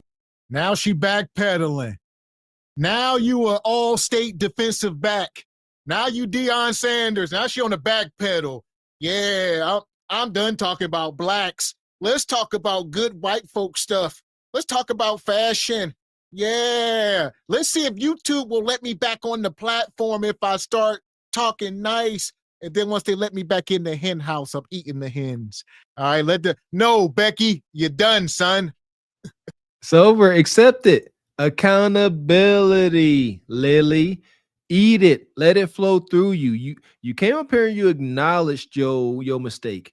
So I made a mistake. I didn't think this through. I effed up. Own it.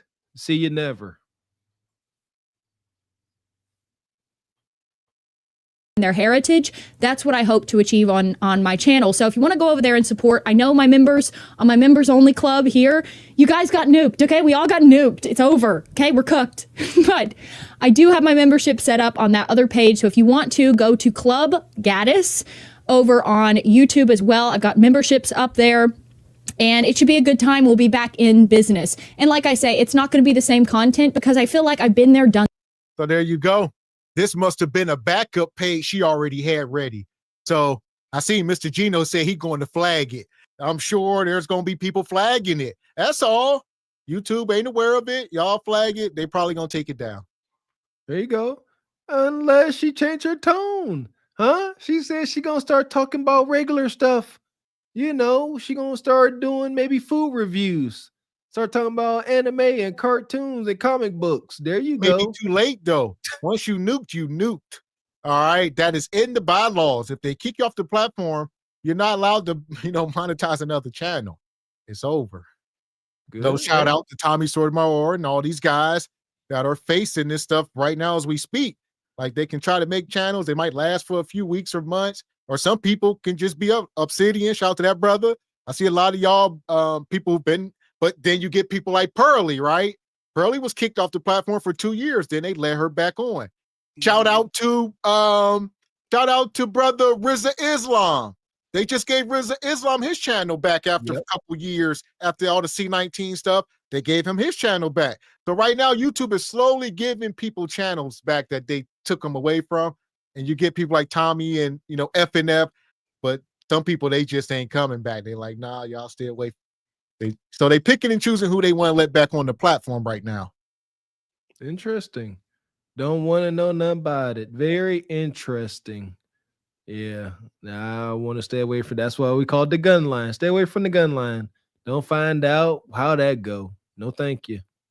Right. And as they're trying to get monetized again, we're still learning about ourselves. We know where we come from, and we know what we've done for this country, and we know what we bring to the table. So there's nothing that you can say, Lilly, Tommy, all these other people, Fresh and Fit and all that. We know who we are, and we're proud of who we are. And there's nothing that you can say to make us feel otherwise. So we're on to you guys. We're on to your game, and we're going to counter everything because we come with the facts too. So, amen. So here we are. Interesting times. That's all. That I don't want to just rail on the same things. I want to explore other things. I want to actually change things. I came in here, I've learned a lot about politics. I've changed my mind about a lot of things. And now I want to help try to impact and change culture, like I said, from the micro level. So we're going to be looking at our heritage, society, or the way we dress, because I love clothes, despite the fact that I look like garbage right now. That's what I want to do over on that channel. So like I say, if you want to support me. Yeah, she keeps saying heritage society. They already got that. It's called the History Channel. All right. Granted, y'all can talk about the world wars and, civil wars and maybe some slavery, a little bit of this, a little bit of that. That's it. Y'all time is centuries ago. That's the whole MAGA movement. Right? Y'all are forgotten in your own country, and that's unfortunate. And that's why they so raging mad. Huh? Is it coming true that, by what's the word? By 2050, everybody gonna be mixed. We all gonna be what they call these mixed kids? Broccoli heads. They got that curly hair on top of their heads. Shout out to all these broccoli head babies, man. We all gonna be like that. I think that's justice. And now then racism gonna die away. I think that's what's gonna ultimately happen, Sister Ebony Dean. That if we are fortunate as a race, we all will start to look too much like one another just to keep hating one another. Huh? I can see that being some universal justice. Well, here's the thing, Lilly's and her people, their numbers are dwindling, so they need to figure out how to keep their white genes and stuff going, because as time goes on, with all the minorities and things in the country, their numbers are going down. And I'm not saying all white women or anything like that, by no means, because all women struggle with this, but some of them even struggle to even have babies and everything. So their numbers are going down, and they need to figure out how to preserve that, because yes, like you guys said, in the next 25, 50 years, there is going to be a whole new race. And if she wants to go off and start her own history channel, make sure that you're teaching all the stuff that they're trying to take out of the schools about slavery and all of the foul stuff that you guys did to us during that time. Talk about the things that you don't want your kids to know about the history. That's what you can start talking about. Amen. So. That part. So here we are. Appreciate you, Brother Quad. Says, if I'm not mistaken, Twitch isn't with all the open racism. Kick on other hand. I could be wrong. Also, please hit her with the Reverend X again. Yeah, that part. And the long story short, like you said, YouTube is king. She ain't up here complaining like this for no reason. She's not a live streamer. Let's get this understood. Put some respect on the live streamers out here. All my live streamers, respect to y'all, no matter how good or bad you are, from the top of the tops of the iShowSpeed, people who got 100,000 live viewers, down to somebody with 1 viewer. Because people like this, Lilly does not live stream. Now, Pearly live streams, but Lilly does not. That's not her lane, because she can't be fed the information. She can't come up with this stuff as the stream is going. She gonna look silly as hell on a live stream. Keep typing in the chat GTP and asking people questions and stuff. It ain't her lane. up there mumbling, stumbling. Black people are in jail. That's what she would do. Just like Pearly, just start not acknowledging your question. She got talking points and she hitting you with them. So what do you think about, Caucasian cannibalism? Well, you know that black folks are on Snap. They just won't even acknowledge it. There is no conversation. She gonna get her jollies off and then vanish. Yeah, because Mr. Walker, that cannibalism stuff is a thing, and all that incest stuff, that stuff has gone on for centuries in their culture. And the term MF, that came from during slavery because the slave owners were having sons have sex with their mothers in order to create offspring. So the term MF came from slavery. So we're going to talk about it all because it goes deep and it's all cultural. That's their culture, The wicked things they did, and see, they won't acknowledge that. You know what I mean? Like that's wicked. That type of evil energy don't just go away. Making offspring mate with a parental. Come on, man.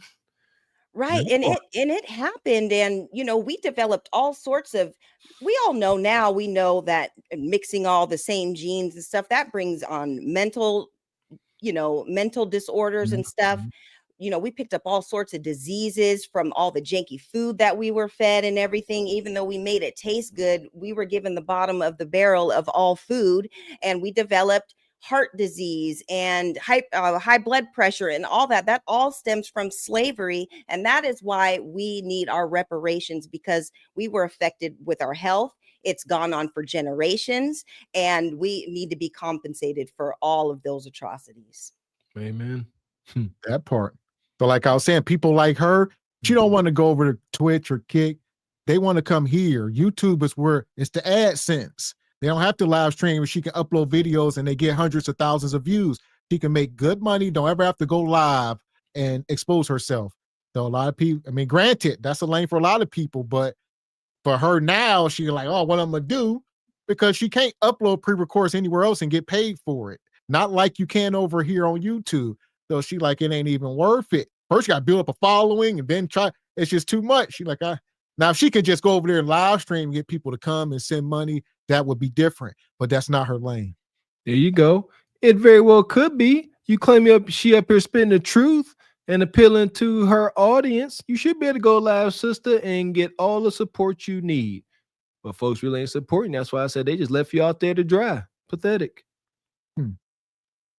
Right. And do you guys know if she's like married or has like a man of some sort? Like, who is behind her, or where was she getting these ideas from or whatever? Like, who is backing her with all of her decisions? I'm gonna look it up. What's her last name? Lilly. Oh, yeah, I believe she's single. I think she's like 28, I believe, and younger white woman. And like I said, she got producers. She get people to do her thumbnails and come up with the title. So somebody behind the scenes, like the rest of these folks, they just pop up.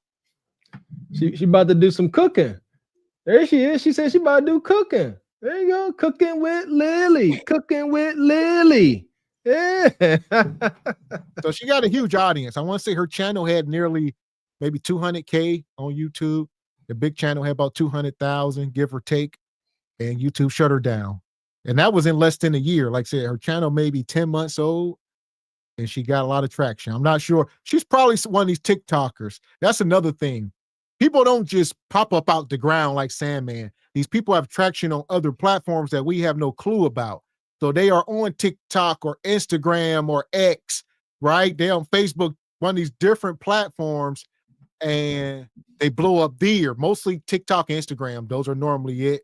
And then they come over to YouTube and try to bring them. And YouTube's just harder to do because she can have 1 million on IG or something, which is easier to do. And YouTube it's a rough game. I be seeing that when I be doing my doom live scrolling middle of the night and I be doing my research. I'll see a big social media person. They'll be going live and they'll have 50 people watching. Then you click and go on their page and they'll have 300,000 subscribers. Like, whoa, you know, like you said, on their TikTok and stuff, but YouTube is the gauntlet. Yeah. And was she on TikTok or was she just on YouTube? I believe she was on all platforms. Yeah, people. Oh, okay. And Like I they said, I haven't done any demonetized research. them all. Yeah, I've only seen her on YouTube, but I'm sure she is. Yeah. Yeah, And she'll figure it out. I'm sure she's got somebody back in there. Somebody will donate money. You know how they donate money on the back end for her to get refunded or whatever. Yep. But the bottom line is you can't come talking that same rhetoric that you were talking before, because we're going to check you every single time. And it's just against the rules of the platform. So figure it out. Get your little tuna noodle casserole recipes together for your little cooking show or cookbook, and put the Rice Krispie treats in there because that's your specialty, and move along. So His Rice Krispie treats. I almost picked up some of them Rice Krispie treat ice cream sandwiches. I let them. I was gonna say this: you get a lot of these people that got their own interests. So people asking who's funding her. A lot of times you get these, rich billionaires, and they're not gonna come on camera, but they find people like her and the Kirk guy, and they put their money behind them. This is what I want you to say. I can't do it, but you're gonna push this message, and I'm gonna pay you for it. Right. And that's always been the thing. What's the dude? George Soros. He the dude that funded Black Lives Matter, right? So shout out to the Ace Metaphors where Tasha K just exposed him and said whoever the dude is funding his operation. People always got some zesty dude. So people always got somebody funding the operation. Somebody pulling the strings. Unfortunate. And appreciate you, Air Force Reek. Says white women tears are so refreshing, like lemonade on a hot day. Appreciate you, Nice. Says heavy Rice Krispie mayo. Goodness. God, disgusting. Yum. Go there, sign up for my membership. We get to hang out. I do live streams over there. It's a lot of fun. I get to talk to you guys one-on-one. We can connect on social media, all that sort of thing. Live. It's a good time. If you also want to support me on Buy Me a Coffee, it is my web. Buy me a coffee. Lily, quit playing. Go bust that funky cuticata open. You young. You ain't got no man. Buy me a drink. Donations. Gifts. Hit the cash app. Hit the cash app, my brothers. Yeah, Lily, you sound like Umar now. What you doing? Buy me a coffee. Oh, this must be, never mind. Not a coffee. Just a coffee, Lily. Why don't you go to Starbucks? This is hilarious. All right. Hey, let's see. It's time for people to put up or shut up. Let's see if she has the supporting audience that she claims she does. Hopefully this was not all for naught, Lily. Hopefully you didn't do this brown face and dropping the N-word just for Brad Chat to be sitting back there laughing at you and not with you. Let's see. Time will tell. Right. So now Lily, she wants a latte. Okay. So, but she did say on her, on her thing that she will have live discussions. So that will be interesting. Maybe people will come up and talk to her and maybe debate her. And yeah, if anybody wants to support a latte for Lily, go ahead and follow her on that channel or whatever. I don't believe it. Yeah. It's like you say, even with the Pearl woman.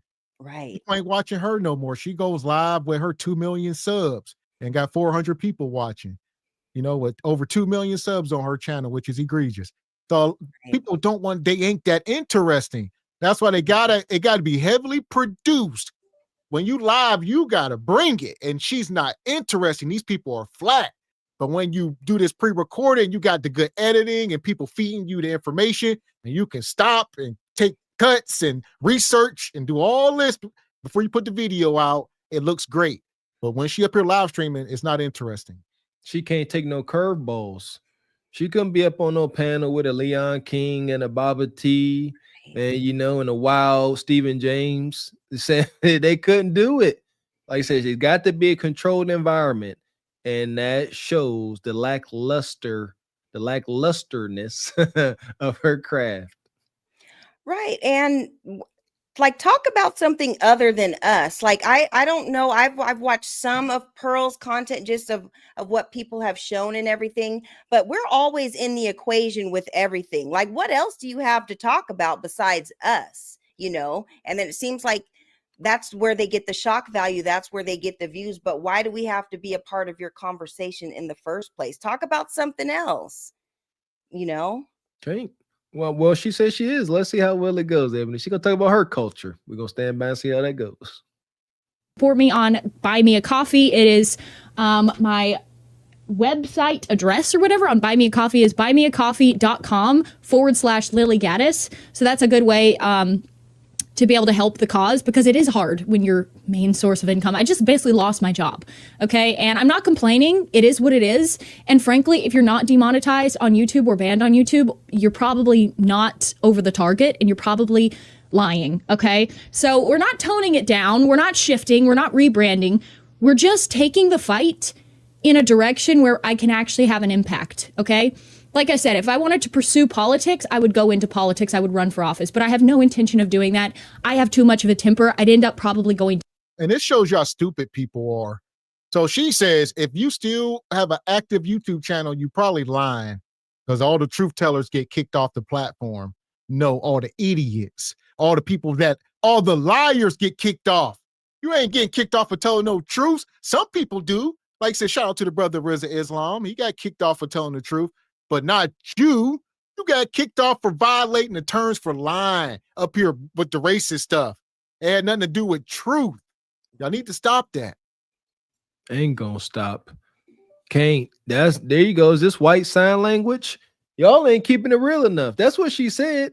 All y'all other channels that have not been demonetized, y'all ain't keeping it real enough. Shout out to Jay Prince. Y'all gotta keep it real and get demonetized and suffer and complain, and then make a web page called Buy Me a Coffee. That's when you know you're keeping it real, when you're going through the real struggle. Shut up, Lilly. And the audience eats that stuff up too. The people are like, yeah, you a real one. Yeah, the rest of these people are fake. They're not truth tellers. It builds up. You get that crazy right side. This is what people with the pitchforks, the January 6th people.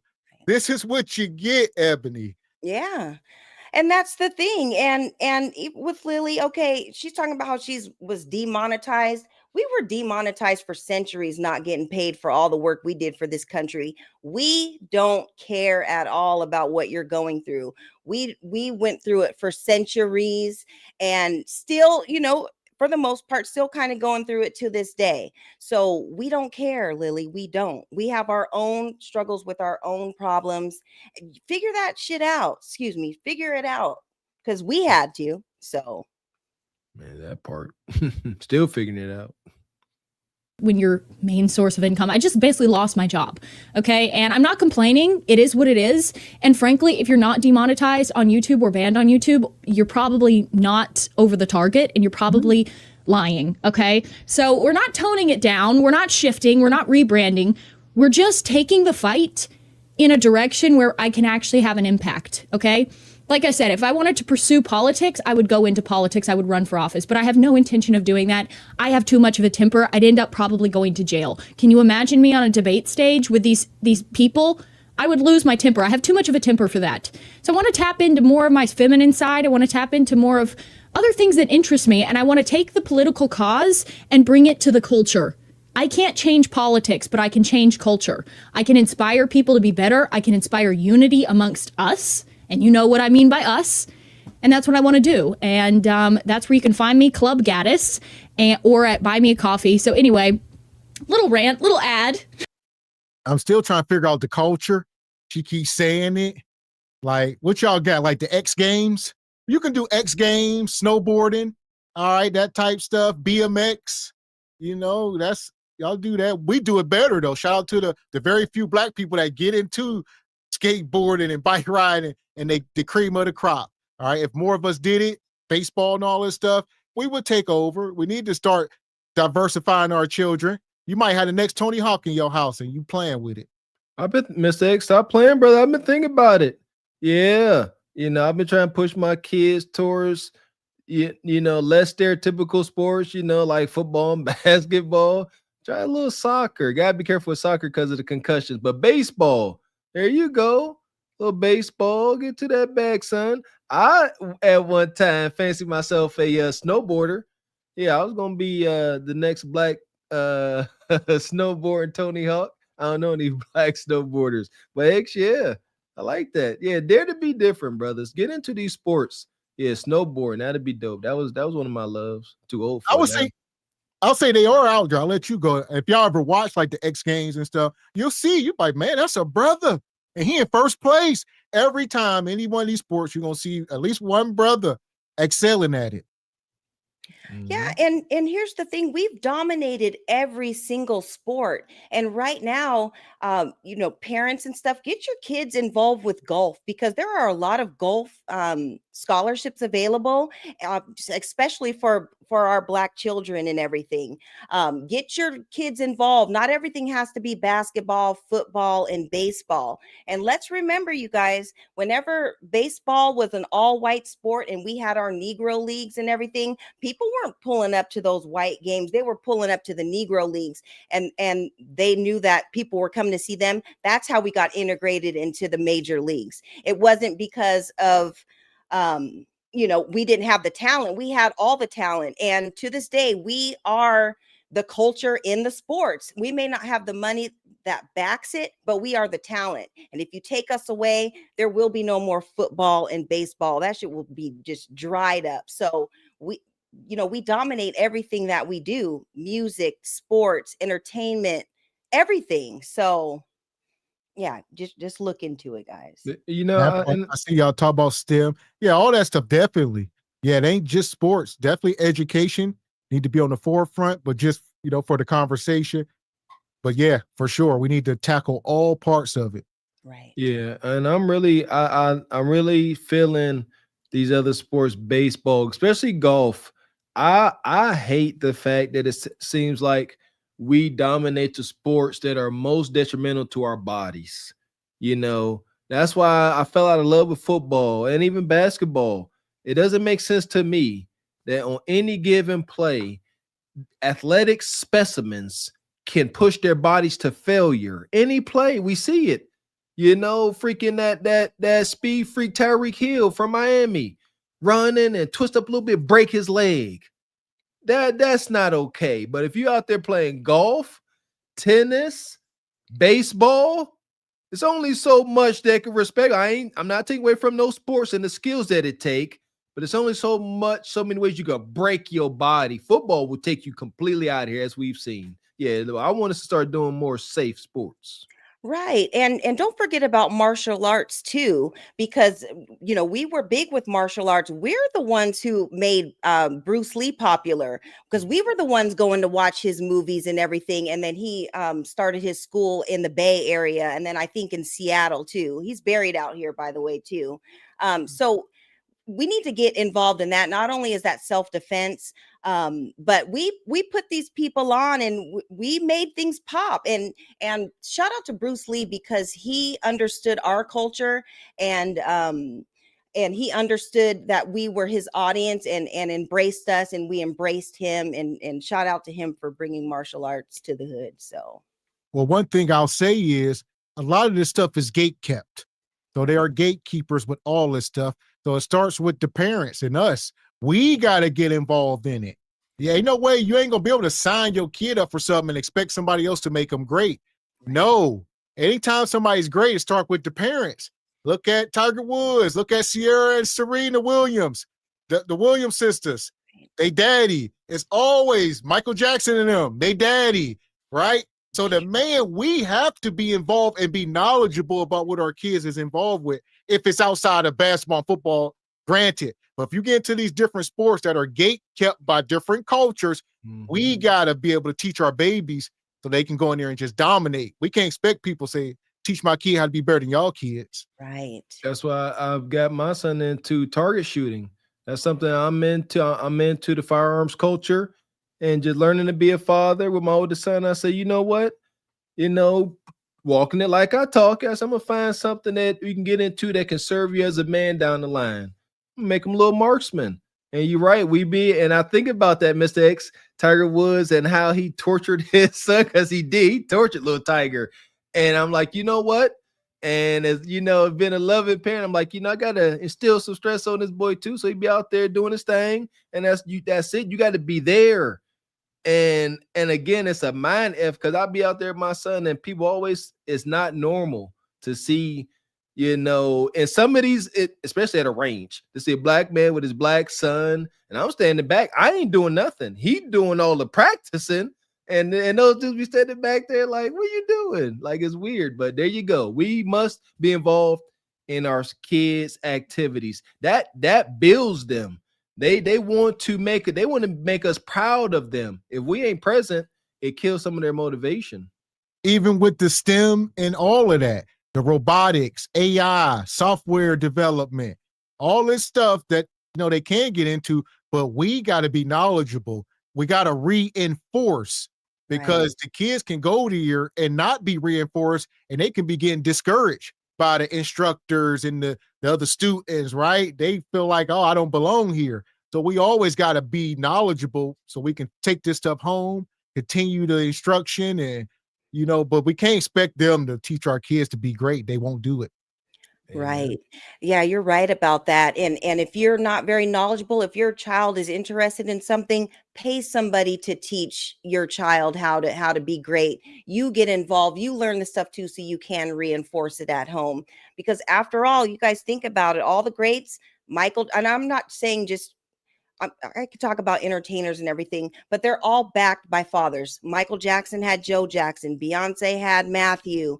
All of the greats were backed by strong Black fathers, in our culture and stuff. And some may say that some were hard on the others, but they all genuinely even the baseball, even the great even Ken Griffey and the Barry Bonds, they daddy, Willie Mays and them, they daddies was famous baseball players, right? Steph Curry's and some of these people, greatness is trickled down. A lot of their fathers be involved. Right. It's a must. Yeah, cannot deny the presence of fathers is evident. Yeah, only as of lately in our culture we think fathers aren't needed, and we see the outcome. Dang it. Right. Yeah, you're right about that. And Black fathers, they are involved regardless of whatever statistic Lilly tries to throw out there. We can debunk that too, because we're all we're products of it, and we see it in our culture. So that part. So here we are. Like I said, we're about to drop the link. We're going to bring y'all up here. Doing an ad for moi, pour moi. But that's the show. Hope you enjoyed it. Also, hope you had a good Thanksgiving. I had a very chill Thanksgiving. People seem to think it was really sad, but I had a Thanksgiving with me and my son. My mom was out of town. She went down to Georgia to be with her sister, she's not married or anything, so it's just her. So she went down there to be with her sister. My other brothers are in Florida, and then my youngest brother. What did she say here? Doing an ad for moi, pour moi. But that's the show. Hope you enjoyed it. Also, hope you had a good Thanksgiving. I had a very chill Thanksgiving. People seem to think it was really sad, but I had a Thanksgiving with me and my son. My mom was out of town. She went down to Georgia to be with her sister, she's not married or anything, so it's just her. So there you go. Went down there. You let them talk long enough. Like you said, we only know this woman surface level. A couple videos done very little in depth. Obviously, we'll find out more as time goes on. But Lilly, a baby mama, I don't see a ring on her finger. So she ain't never spoke of a man in any video. So she's a baby mama. As far as we know, or not. She can be baiting us with that. Who knows? But it seems to be a baby mama. Something is here.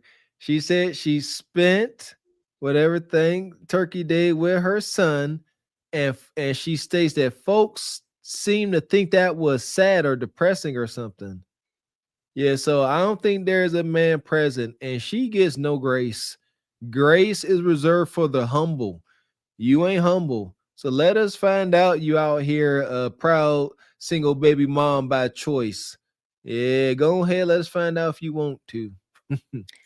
Yeah, and this is why it's so important, us as parents and everybody out there is go find out she got a biracial baby. That'd be wicked. Oh yeah, that would be the ultimate twist. But we send our kids to these schools And there are other Lilies out there that have sons. And imagine, you know, your child going to school with her son or somebody like her son that has that rhetoric. And this is what we have to send our kids to school with. So it's important that we build their self-esteem up. We teach them about the real world. We teach them the real about their history.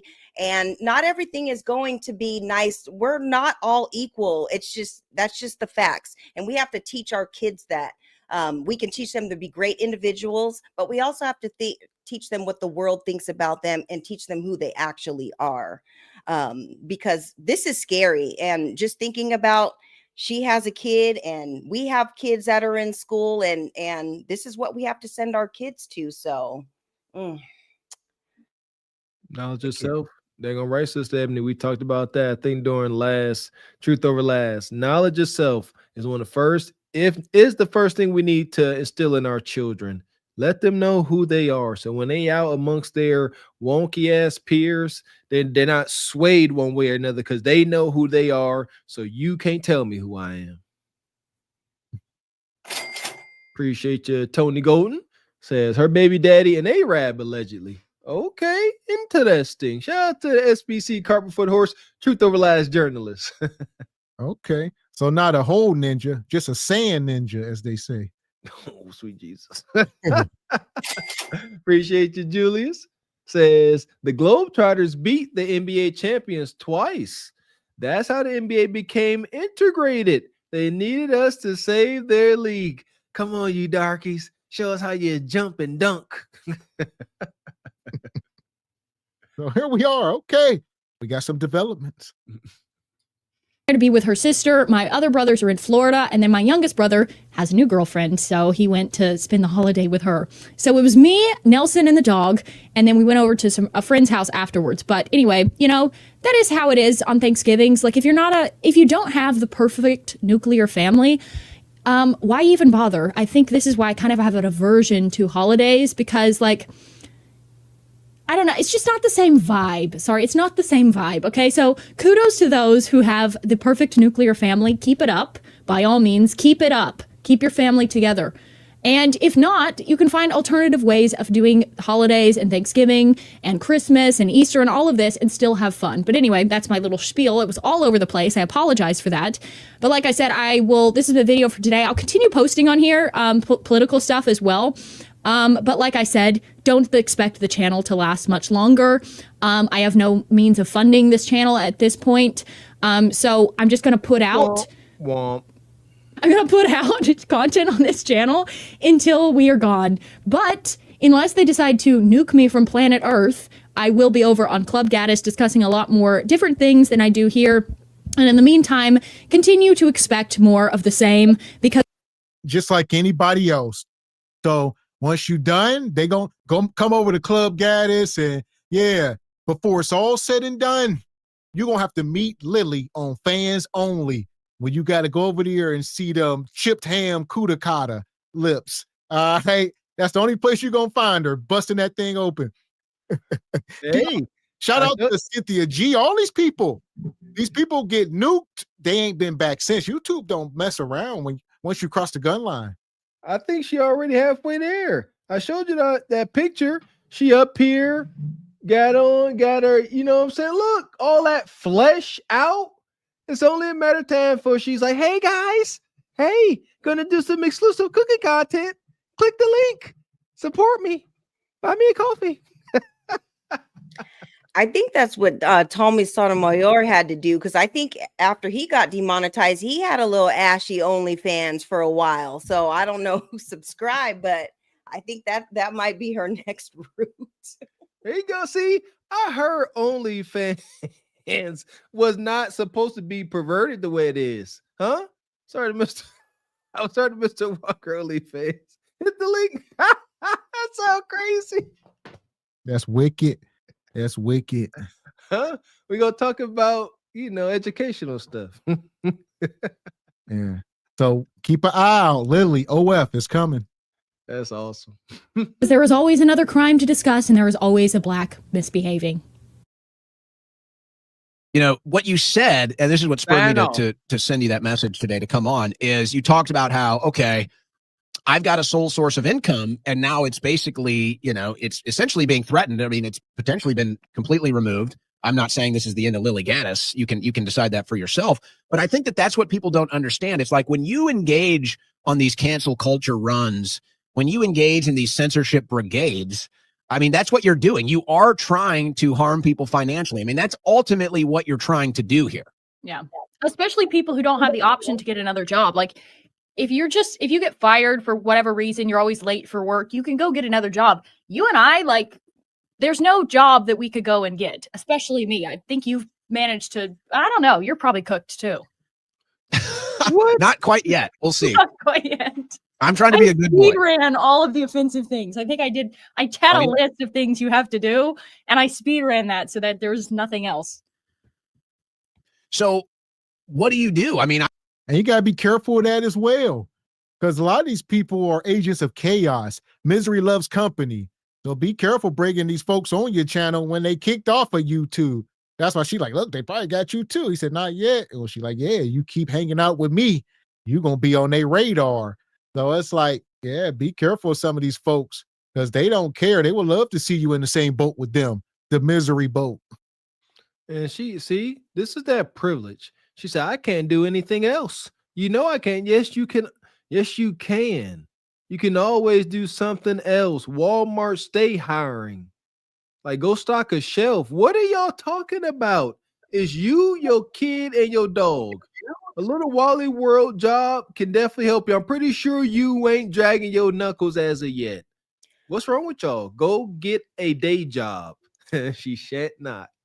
But you know what, you guys, probably after everything that was exposed online, who is going to hire her if she has all that racist rhetoric at certain companies? They can't have their employees be a part of that. So maybe she did kind of blow it for her employment because employees check your social media. They see what type of time you're on because you're going to be connected to that specific company. So she could have blown her opportunities. No, you're right. I didn't see that part. You're right. 100%. And that's me and Mr. Walker talk about this stuff is like I said, as us.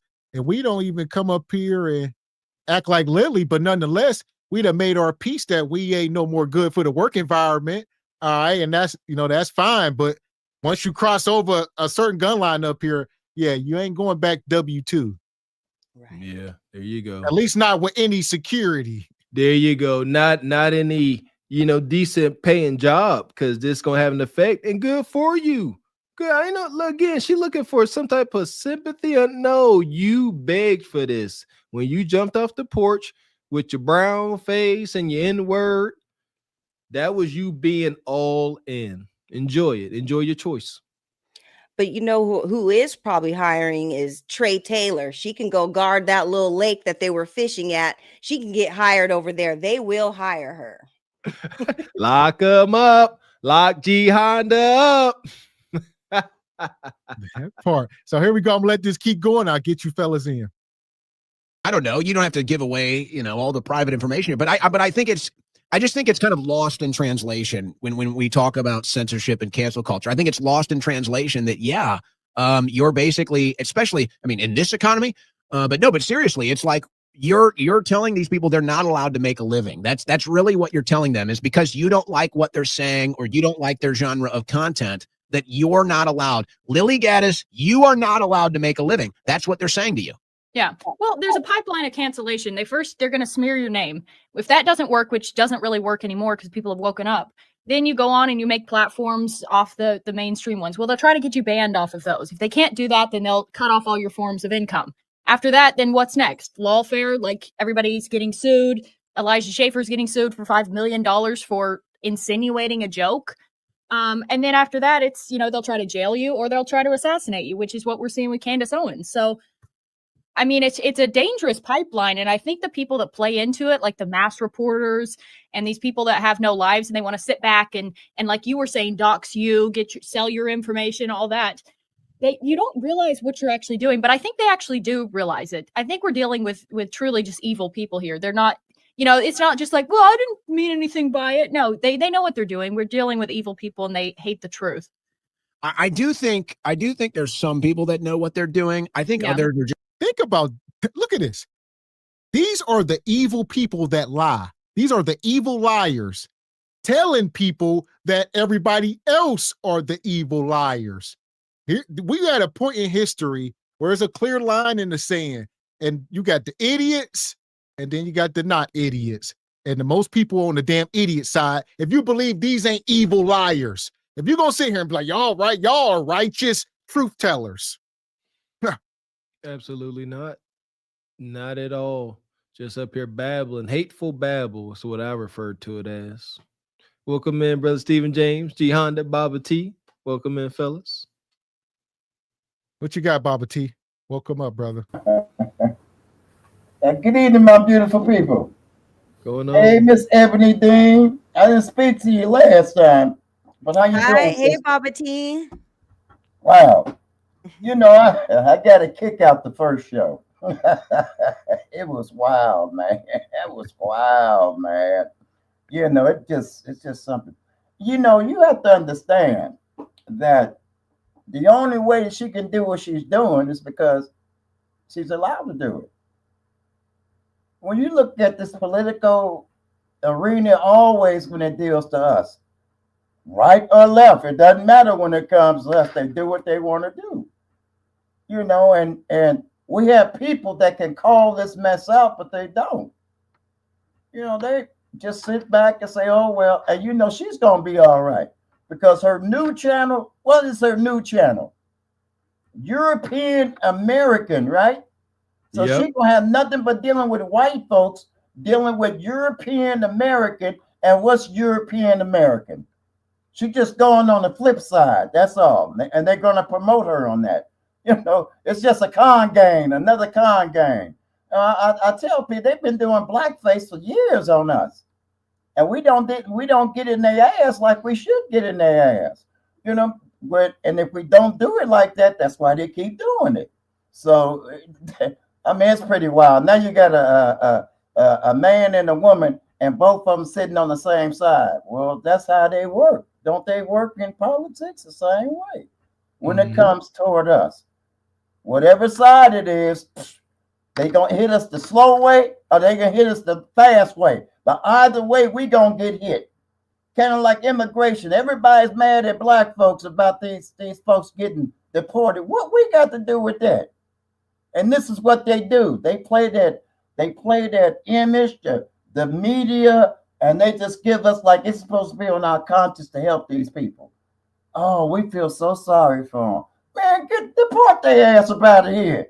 Okay, I'm gonna call ICE if I see you. All right, so, and it's a mess, and we just refuse to get it. And you know when she started talking about fashion and everything, you have to admit at this day and age they do influence our fashion because our kids look like them sloppy white boys, don't they?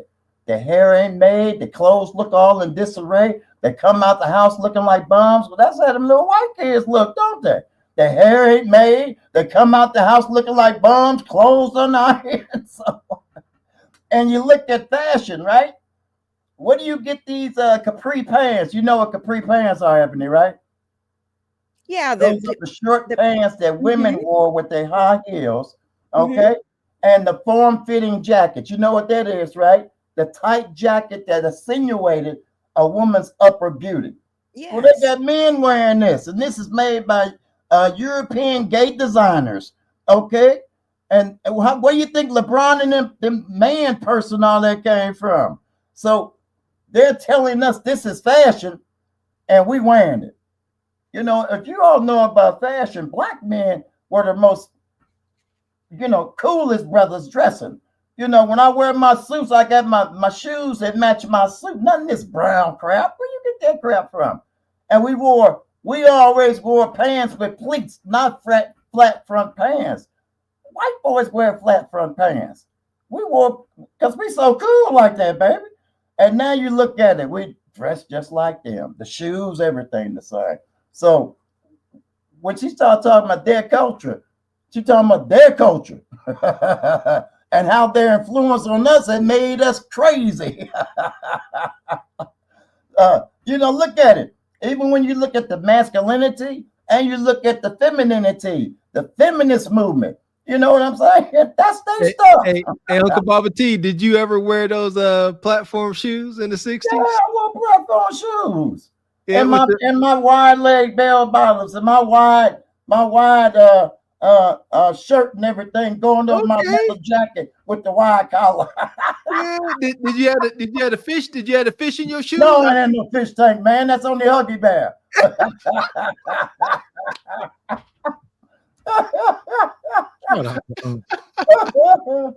Well, listen, we appreciate it. I'm going to bring the mic back to you. I'm going to get G Honda in. What you got, G Honda?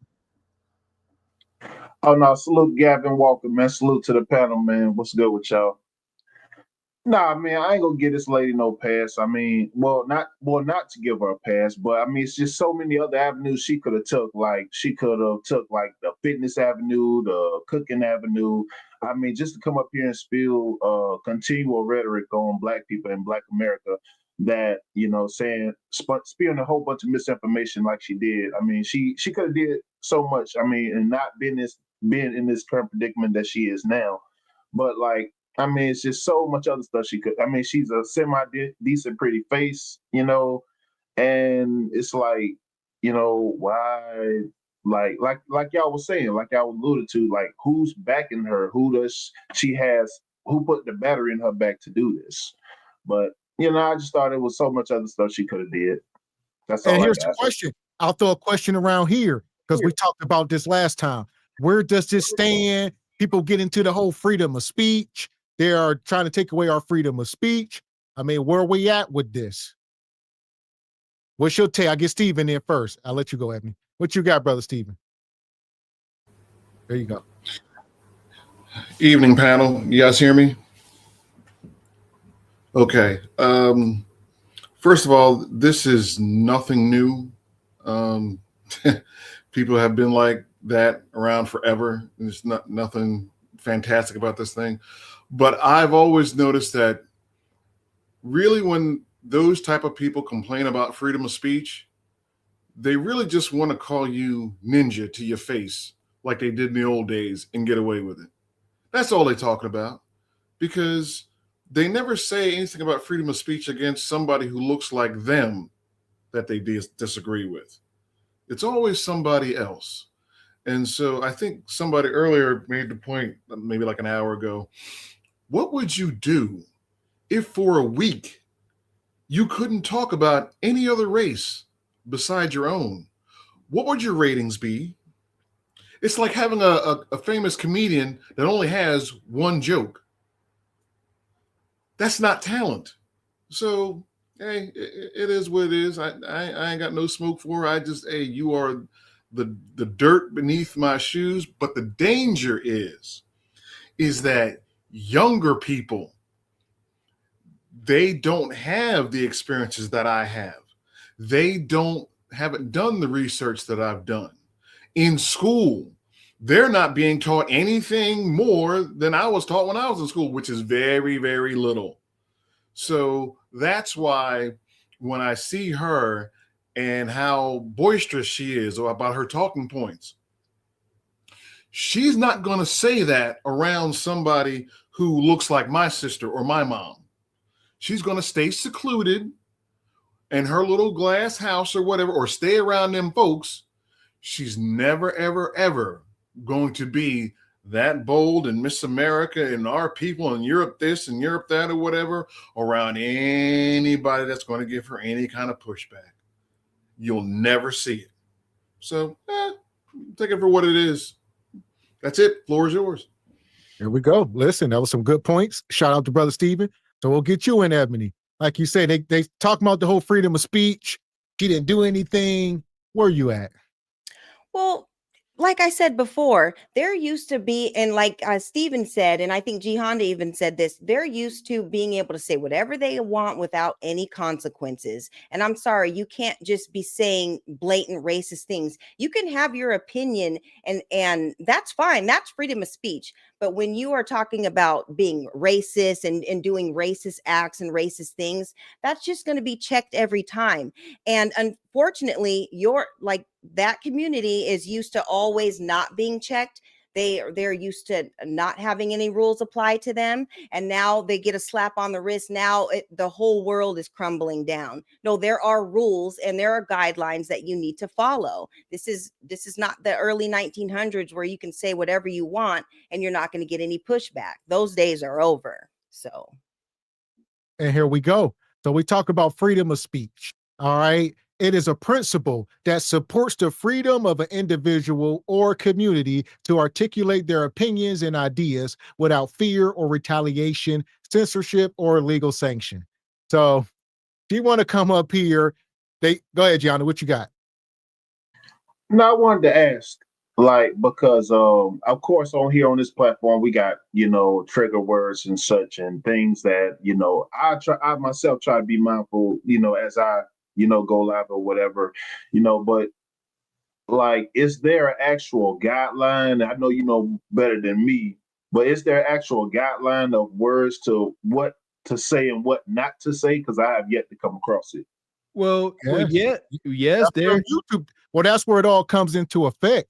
So when we talk about freedom of speech, it's going to vary. You can say whatever you want in your house, or if you create your own platform, but when you come on YouTube, you sign the conditions, the terms and policies.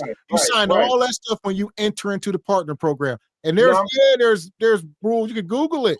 There's all types of regulations up here that you got to follow. Do any little thing, you get kicked, start showing kids or whatever it is. It could be stuff, even if you don't know, like Mr. Walker said, it's not an excuse. It's for us to read up on it, but like I said, it's a lot to read up on, but it's still not an excuse. There you go. Like little small things, like, Gavin X pointed out, like, you want to be weary of having any kind of curse word within, the first, whatever 15, 20 seconds of your video, because certain things automatically just trigger the bots. So there, yes, you got to read through them and see, because if you don't know when you're close to the gun line, you end up stepping on the gun line, but got to read.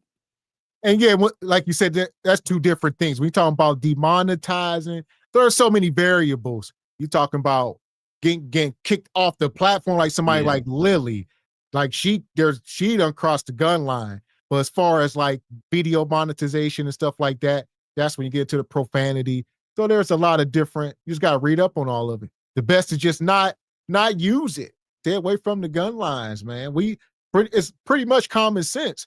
Don't be up here, pulling out firearms and drinking alcohol and, showing naked kids and wicked stuff that people should know better. Or like you say, you get into this racial stuff. You don't want to cross too many gun lines. There you go. Isolating people, the vague policy about bullying. Gotta be careful not singling folks out too much. It's a lot. But yeah, if you're going to get deep into this YouTube world, it would behoove you to read over those policies and guidelines, especially going to be in this risque relationships, PNVG corner. Got to know what you can and can't say.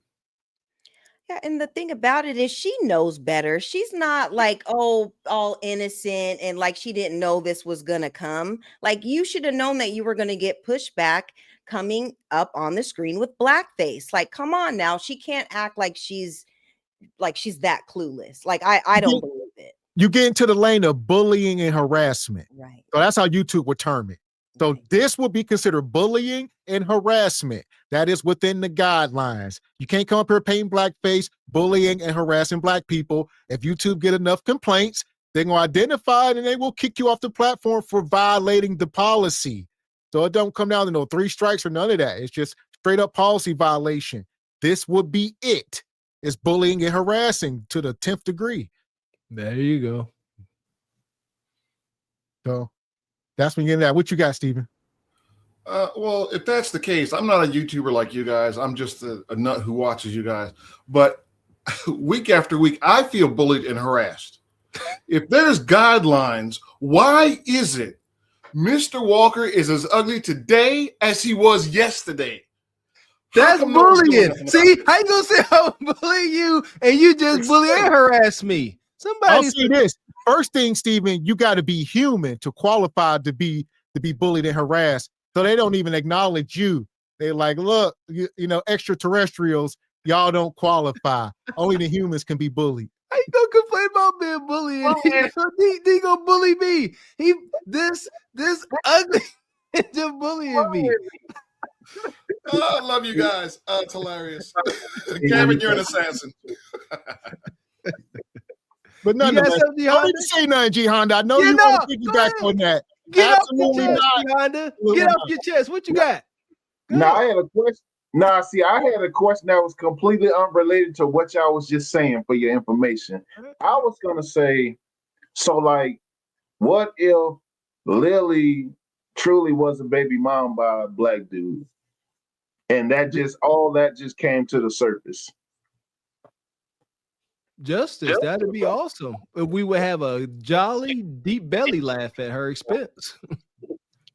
Right. And that's not too far fetched. Like when somebody was talking about that in the chat, there are a lot of Lillys out there that have her same rhetoric because they can sleep with you. They can do all that with you, but they still have their racist thoughts about you. That's why you need to properly vet the type of people that you and really get to know their thoughts and you know their beliefs, because there are Lillys out there with her beliefs that have mixed children, and they will continue to do that. So yes, they even now to the point where they're adopting. So be careful. These people are adopting these babies and putting them on leashes and making them sleep in cages. A lot of stuff we don't want to talk about on YouTube. See that, G Honda? You see that? See how you get close to the gun line and you back up? All right, we ain't even gonna keep going. That's an example right there. Right. It's so true, Gavin. It's so true. But nonetheless, I'm gonna let this keep playing. I'll get you in, Baba T. Just kind of like bandwagoners, if that's if that's a good word to use here. But I do see a lot of bandwagoning, and I've noticed that there's been some other mass reporting going on with some other phenomenons on X. I don't know. I think that you and I are kind of in this same mindset where it's like, that's such a foreign concept, Yeah. It's like I'm sitting here and I'm thinking, because politics, the longer you're involved in politics, the more you realize it's really basically the high school lunchroom. It's just like high school drama, high school lunchroom, who gets to sit at the table and all this other crap. And some of us kind of transcend that by the time you're sophomore year in high school. I guess others live with it for the rest of their lives, the theater kids that end up in politics. But I feel like that's what it is. It's like, ooh, I saw Johnny passing a note to Susie in the back of the class. So I'm going to raise my hand and I'm going to tattletale and I'm going to make sure that everybody knows they're passing notes. It's like, dude, you suck. Yeah. Well, and that's the problem. We not only have these evil people trying to cancel us, but then, like you're saying, on the right wing, it's the same stuff. Like everybody is fighting with everyone else, and it's, oh, you shouldn't have taken that sponsorship, or oh, you're bad, or it's all of this. So I don't really see how this movement is supposed to progress unless we ourselves on the right wing, who are supposedly over the cancel culture, can put all of that aside and just aim for the main goal that we all can agree on. Now they are up here acting like victims now. This is egregious. He comparing Lilly coming up here in blackface and saying the people that snitched on you, that's like being in the back of the classroom in elementary school and people are passing notes and people are tattletaling. You got tattletaled on for nothing. You weren't even doing nothing. This blackface indicated black pain and suffering.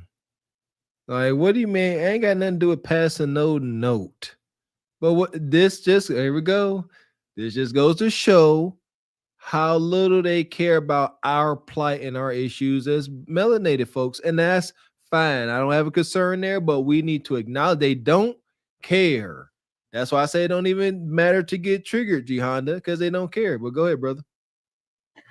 But don't you think we play into that card though, with all the rhetoric we see, with the dash cams, with all the things that we see, with all the dysfunction that Bonquisha show and Nug Nug show? Like yes, that, don't that give her a lot of the ammo that she spill built? She spill built? Yes, sir. 100%. And that's why I believe, Brother G Honda, that's why it is important for us to check ourselves so we don't have to worry about and keep perpetuating this madness, so that the Lillys and the musty pearlies don't find themselves in position to check us the way that they do. And the thing about it too, G Honda, is we do check our people, you know, like we check our, you know, the people that are out of control and disrespectful. You know, many people have the platforms. We show the videos all the time. The problem is they're so focused on what we're doing, they're not showing the dash cams of their people and all the egregious stuff that they do, because they're out there as well. And don't get it twisted, like it's all propaganda, and a lot of times we get like put on display more than others, but they're not showing what their culture does. I'm gonna say it comes down to what are you using it for? Right. What kind of tool are you using this as? A hammer, a screwdriver, right? A diagnostic tool? You hooking this up to a computer? What you doing? Because like I said, we can come up here and do a dash cam. It could be cautionary, educational, trying to stop our people from crashing out. Then you get people like Lilly will review a dash cam and start trying to be derogatory, humiliate, nothing educational, lying and perpetuating lies. And so it depends on the narrative these people are painting. Not coming up with any solutions, can't relate to any of it, on the outside looking in with a lot to say. That's what makes it egregious. And the hurt accusations. All that. So yeah, what was you saying, Ebony? Oh yeah, no, you kind of finished it, but yeah, I just was saying that our stuff always gets highlighted, but we call our people out whenever they're doing disrespectful stuff. We call our people out. The problem is they're not doing the same with their culture, you know. And that's what all, but some of them do, but mostly that's they what don't. the brother Charleston said, that video we reviewed, and they were saying Charleston is the black Kurt. See Kurt. And Charleston said, no, the hell I ain't. That ninja wasn't nothing like me. Charleston said, I call out my people. Y'all don't call out y'all people. Y'all don't call out the rapists and the people doing stuff with kids and the people going up in schools with firearms. Y'all don't call that stuff out. Charleston said, I call out everybody. So he ain't nothing like me. All he do is worry about other cultures. He ain't worried about, y'all don't call out y'all own people. Amen. Shout out to Charleston White. Daggone right. Yeah, he's right about that. And other cultures don't call out their people.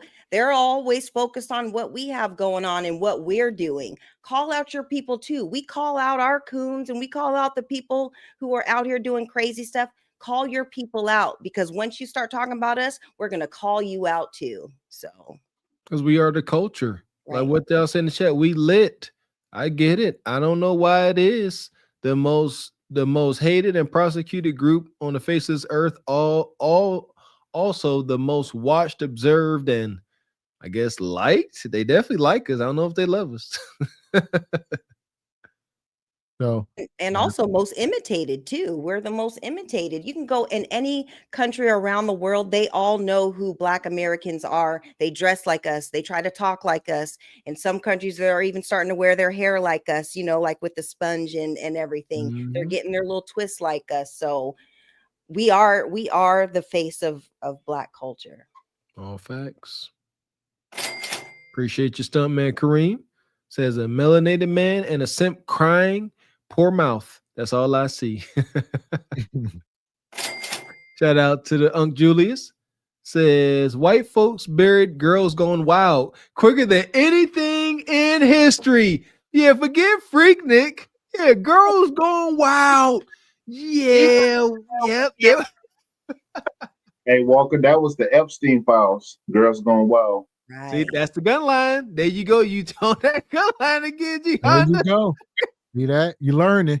And I was gonna say, even though we talked about this before, because it appears to be a small segment, and even with Girls Gone Wild, Becky still managed to be married at a 52% rate.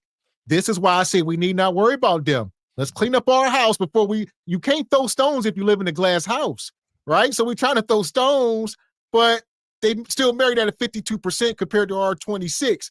So what does that really, even with Girls Gone Wild, where we at? There you go. Because look, Becky and them, they had rules, even in their debauchery. It is what it is. Yeah. Them white girls, look, you can't touch the pee, but you can have all the mouth and rump you won't. And that's how they got down. And then they gave their wound to their husband. Well, and also with a lot of those Lilies, you know, when they're in college, all those girls gone wild stuff, they loved brothers back then. Like the college, high school, college, they were all hopping on the soul pole. And then once they, you know, decided to at the age where they were going to get married, they buried all those stories. Like you said, Caesar, they buried all that stuff because there were some Lilies on that girls gone wild stuff, and they don't want that stuff to be shown. And a lot of those other gagging corn sites and all that. So them Ebony, Lilies was out there doing it big. Don't that who was that lady who was trying to ban that Freaknik documentary from coming out? It was a lady. That melanated, yeah, she did, because she was in it. I forget, but I remember what you talking about. She didn't want it shown because she said that's in the past. Right. Yeah, she was trying to ban that. Yeah, crazy work. Yeah, resurface them girls going wild videos. Let Brad feel that pain. Like, Becky, is that you twerking on that car? Is that you, Becky? Becca? I'll say this. Brad don't care. Brad is a sacrificial simp. Let's get this understood, man. Brad don't mind being a stepdaddy, sacrificial. You know, they got just the kind of issues we got. But like you say, they still marry somehow. So we got to step it up. That's why we be so critical. That's why I tell y'all, somebody got to sacrifice. It's going to have to happen. As you might be a sacrificial simp, but we got to move the culture forward. We need you. The next generation, it's about you got to sacrifice now, and then your children ain't going to have to sacrifice. It's going to be nuclear, right? No baby mamas. You ain't going to have to be a stepdaddy if we can correct it. But G Honda, Sacrifice in what degree? Sacrifice in what degree? Sacrifice your selfish wants and desires for the betterment of the group. You know, Gianda, you might meet you a sister with one or two kids, and you know she fit, feminine, you know, all these good things glistening. It might work. You don't even believe that. You don't even believe that. No, you gotta believe it. You gotta believe. You don't take my thoughts, Honda. Your mind right. And shout out to Steve. I know Steven gave us his story before. Him and Baba T. All right, y'all done had some unfortunate experiences, you know, but don't let that discourage you, G Honda. There you go. You still got some life and vigor. Baba T, he's stuck in his ways. He can't take risks. And you know, Stephen James, you know, he having a hard time trying to impersonate a human. So come on, G Honda, you could do it. Let me just say this: if humans look like Walker, I will be glad to be an extraterrestrial. Thank you. But Mr. Gavin, I'm gonna share with you guys. I think it was Thursday or Friday. My mom was actually over the house, and we were listening to that last show about the red pill. And we got to the part to where you were saying that, yes, somebody's going to have to sacrifice. And the little part that I played into the show and my comments on that. And my mom, she laughed so hard and she said, is he serious? How much money does he think men are going to want to make that kind of sacrifice? Ain't no man going to be doing that. So it was hilarious. She probably would want me to tell you guys hello. She thinks you guys are really funny, but it was just, and now she's like 77, 78, right? So the idea of a young person or an older person like myself dealing with somebody like that, not recommended, but it is what it is. But again, you can't make people be attracted to other people. You can't make people say, okay, well, this is good for the group. You need to do this. Forget the group, because the group doesn't pay my rent. The group does not pay my car payment. The group does not buy my food.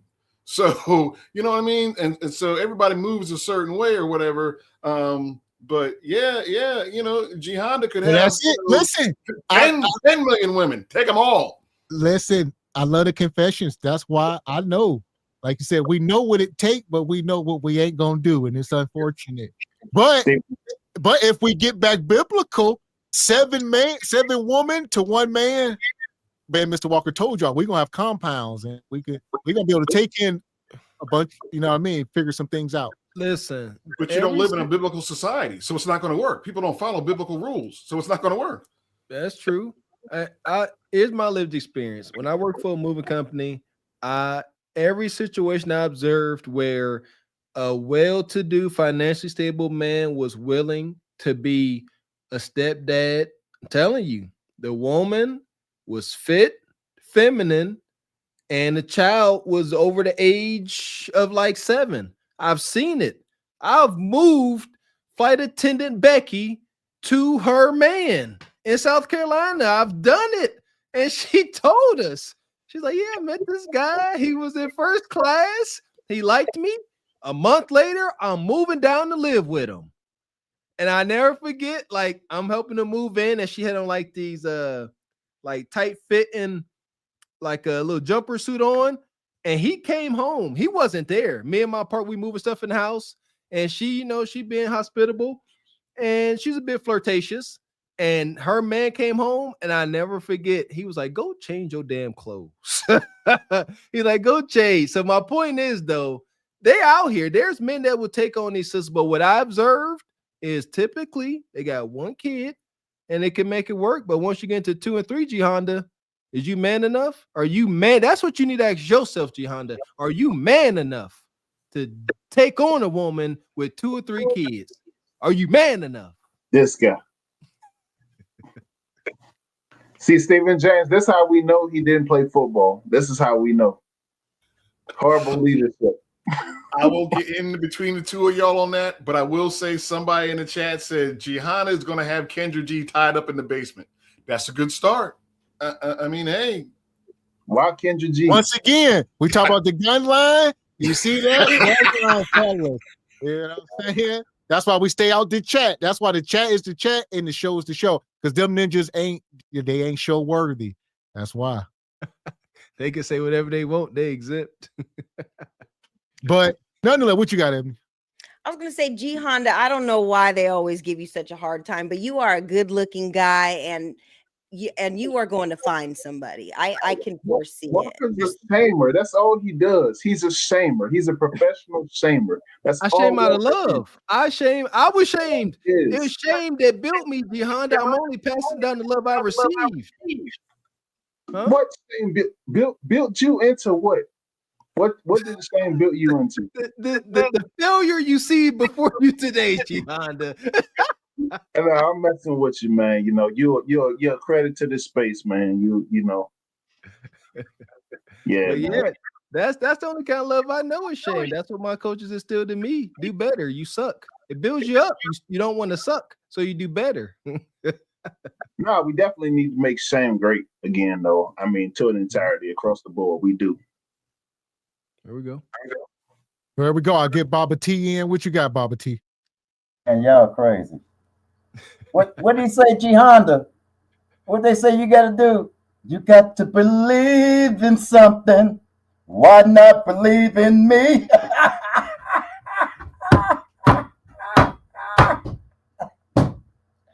Oh man, what y'all talking about? Freedom of speech. Just watch what you say. That's it. You got freedom of speech. Just watch what you say. Listen, man, when it comes to us, listen, we have always been locked up and bust upside the head and everything when it comes to freedom of speech, man. Do you know right now there are political prisoners that are Black Panther Party members that's been in jail over 50 years because of freedom of speech? Watch what you say. And a lot of our people don't realize that. I got the thing on my wall up here, all the political prisoners that's in the prisoners now. And solitary, they keep them away from the prisoners. Are you serious? Yeah. For freedom of speech, or what they call it, inciting a riot or something? Political prisoners. You know, political prisoners are like what you say. Freedom of speech, how you trying to galvanate the people and everything. You know what I'm saying? So they have to knock that stuff down, just like Malcolm had to knock them down, just like Martin Luther King had to knock them down because of their freedom of speech and how it can affect us and how we can grow a whole lot better. So, you know, I mean, hey, that's been going on for a long time. Look at Nat Turner, Denmark Versi. When you talked about the slave catchers, and you know the Mason-Dixon line, you know what that is? The Mason-Dixon line is St. Louis all the way down and all the way over to the East Coast, and it travels west down to Texas, and you do a little loop and you come back up where Iowa is and all of that. So that was the area for the Mason-Dixon line.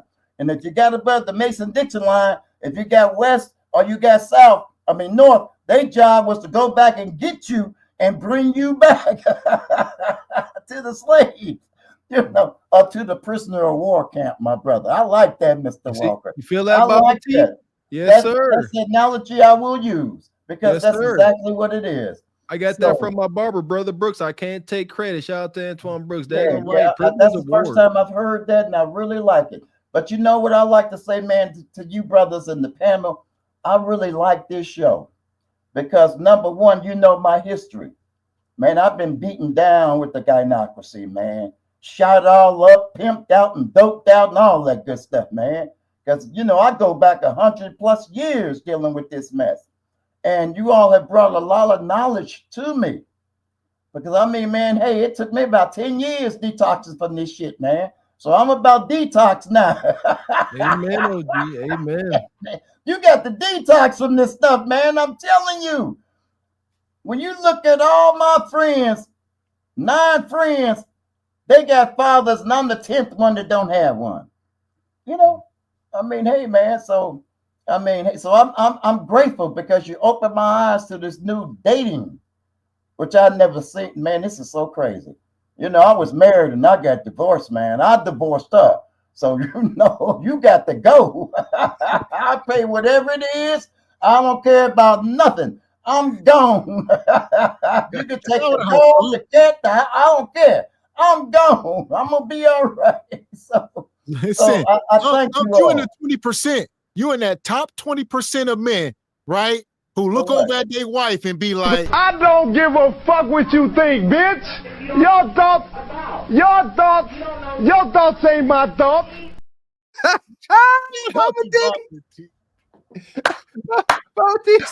I realized your thoughts ain't my thoughts.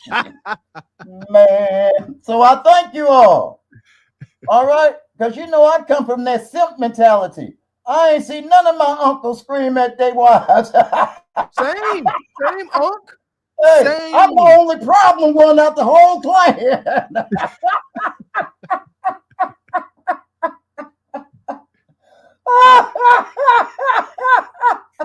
Oh man! So you know what was going on with me, man.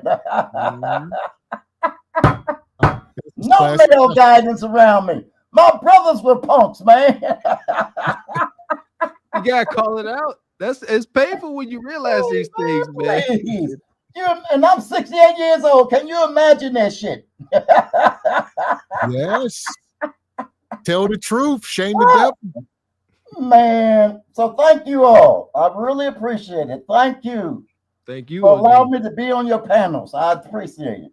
We appreciate you for sure, man. Like that's a good thing. We say this all the time, man. Like you said about the men we grew up around, the stepdaddies, our mama's boyfriends and stuff. Man, Mr. Walker be on the record saying it. These men were absolute cowards. They had no business around developing children. Like, horrible influences. But I promise you, Baba T, if I was in the position of our adult male elders growing up and I saw a young Mr. Walker, a young Gavin X come home intoxicated, I ain't about to sit there and joke about it. No, y'all gonna get a stern talking to, go sleep it off, and we're gonna talk in the morning too. But that was not, I swear, I feel like the parental figures were halfway scared of us or just didn't care enough to make the corrections.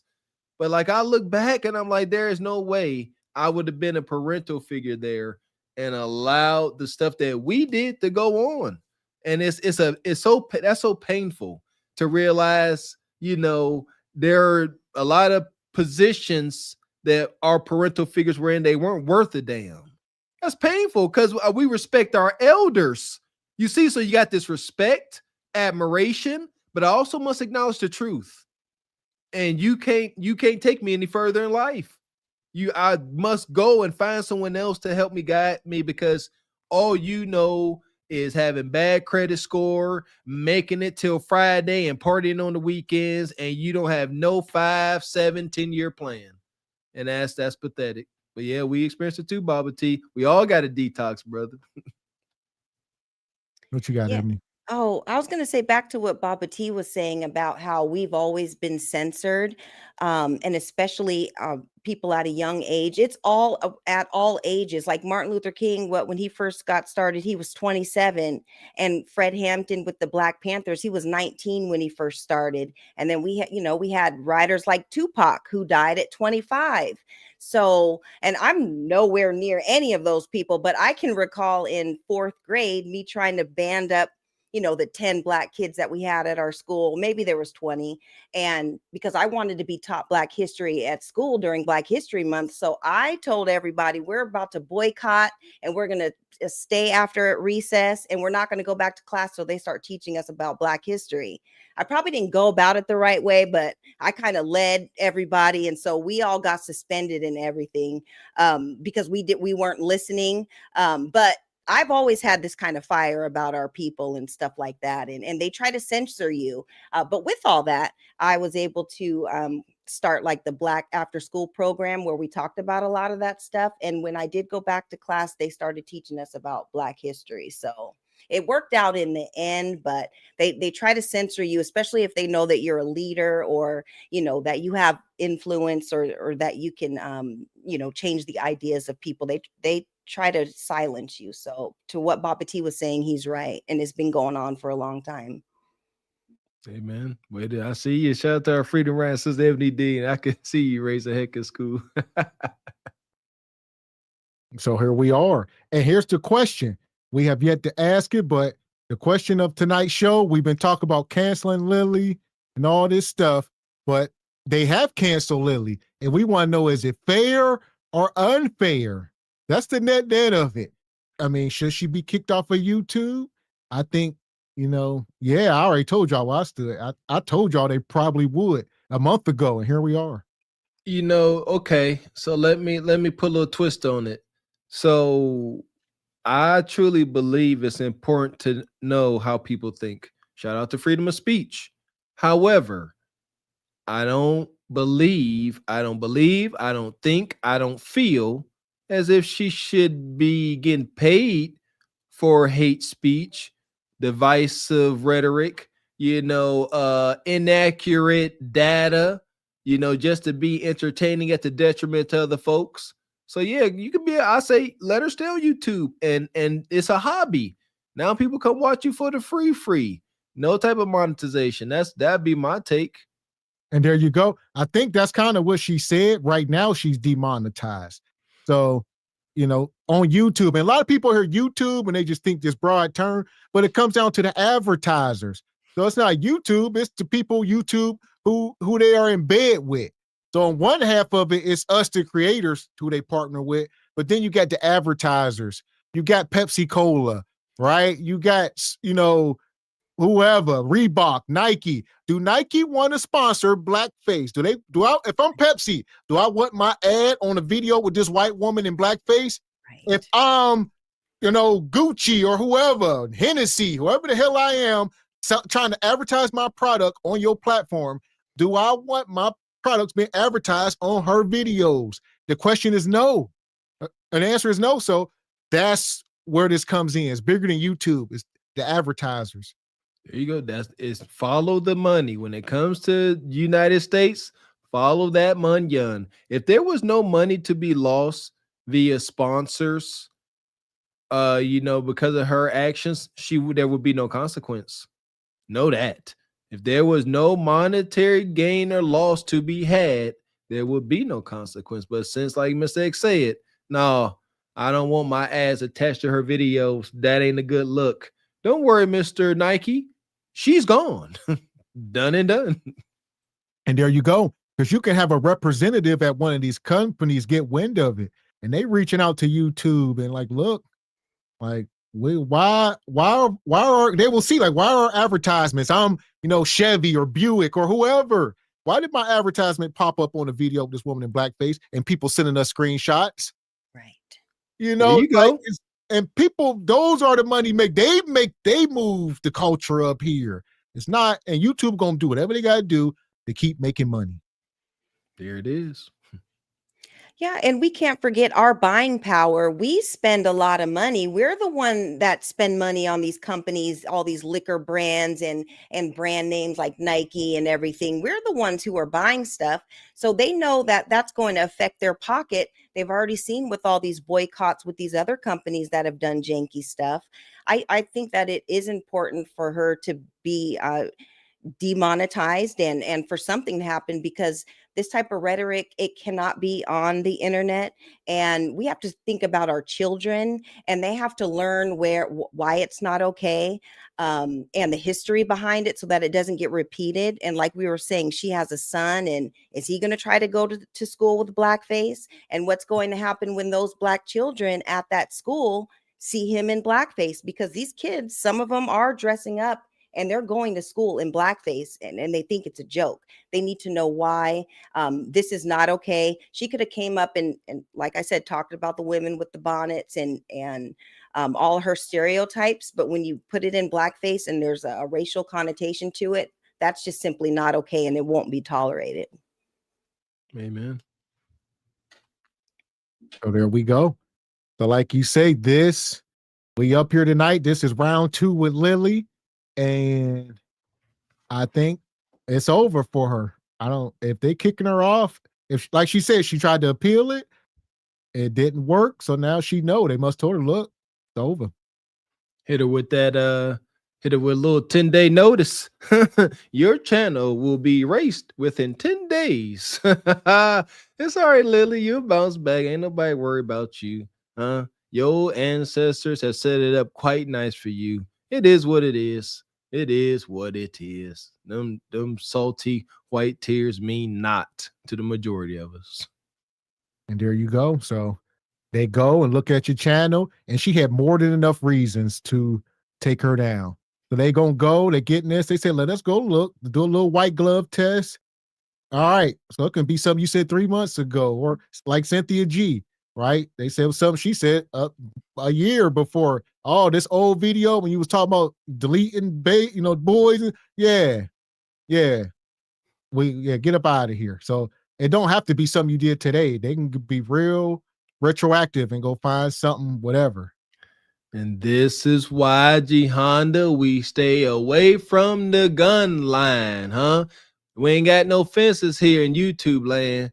This here the gun line. You go ahead, want to talk about small hats, Kirk and them and files belonging to folks that no longer alive. You own the gun line, boy. Put a slug right in your John Brown hind parts. So yeah, like I said, there's 1,000 ways to come up here and articulate yourself without getting anywhere near it. Like I said, I think a lot of people are shock jocks, and as far as Lilly go and other people, I would say stay out the chat. That's another thing. Don't let the chat influence you on what to say on a live panel. The chat is the chat for a reason. What they can say and what you can say up here are two totally different things. That's why I don't acknowledge it, because they will get you taken down as well, because they have no filter most times. So you got to have your own thoughts and stay out the chat. That's what I tell people. Shout out to Tony Latigo. But nonetheless, I think this was a crazy show. This was part 2 of our doubleheader today. All right, we're going to go around and give final thoughts. We appreciate y'all coming up. Baba T, what you got, Baba T? Well, just based on, my knowledge and history of America, and you said it, man, they don't put the Caucasian woman out there to fall on the knife, man. Remember you said that, Mr. Walker? They don't do that. So it's a setup, hey, man, they promote their people, and they keep promoting. No matter what the craziest stuff they can do, they will keep promoting it. Like you said, they will never cop to what they do, because they have to preserve that image within our children.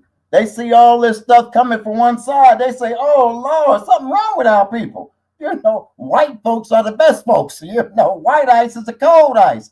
So that's the stuff how they hit that narrative the way they do. So we just have to be careful not to fall for that narrative like we always do. You'll be out there protesting with them. Remember, like with them immigrants, you out there protesting with them. And that's something I wanted to speak on, Baba T. You know, listen, life is life. Humans respect one another. Respect people who respect you. All right. That's what I'll say about the whole illegal immigration thing. Just my experience in New York for them few days and stuff like that is I don't think them people don't too much care about anybody but their own cultures. All right. So remember that when you're trying to advocate for people who don't too much care about you and they would not do the same for you. That's why we got to clean up our own house. We can't be getting too distracted because I'm telling you, everybody else is tunnel vision, singularly focused on their own race, community, whatever. It's us that's worried about them. I'm telling you, these people, they don't like us at all. They tolerate us. Y'all think white folks is bad. Don't let Asians get control of this country. Middle Easterns. Y'all think Uncle Charlie bad? I'm trying to tell you, them Asian people in the middle, they have no damn compassion at all. I'm trying to tell you, it will be 10 times worse. I've seen it. I've seen it over in Africa. Shout out to that president, that bad brother over in Africa, wrecking shop. He doing, I forget the brother's name. I'm terrible with names, but he like 6'3", he always wearing the vest. The new president over there. What was I gonna say? He kicking folks out. He kicking folks out his land, and it was the Asians. Those Asians were over there, and they were doing what everybody do to Africa. Hey, we'll come over here. We'll build infrastructure. We're gonna help you, but we gonna get first rights to these diamonds and gold and all these other precious stuff you got. And like you said, Mr. X, they was nasty. You can just watch it on YouTube. They was trying to bully these little Asians respectfully. They was trying to bully these big old Africans around, treating them like they was dumb. And eventually they said, you know what? And they had to forcefully get them up out of there. Daggone right. Yeah.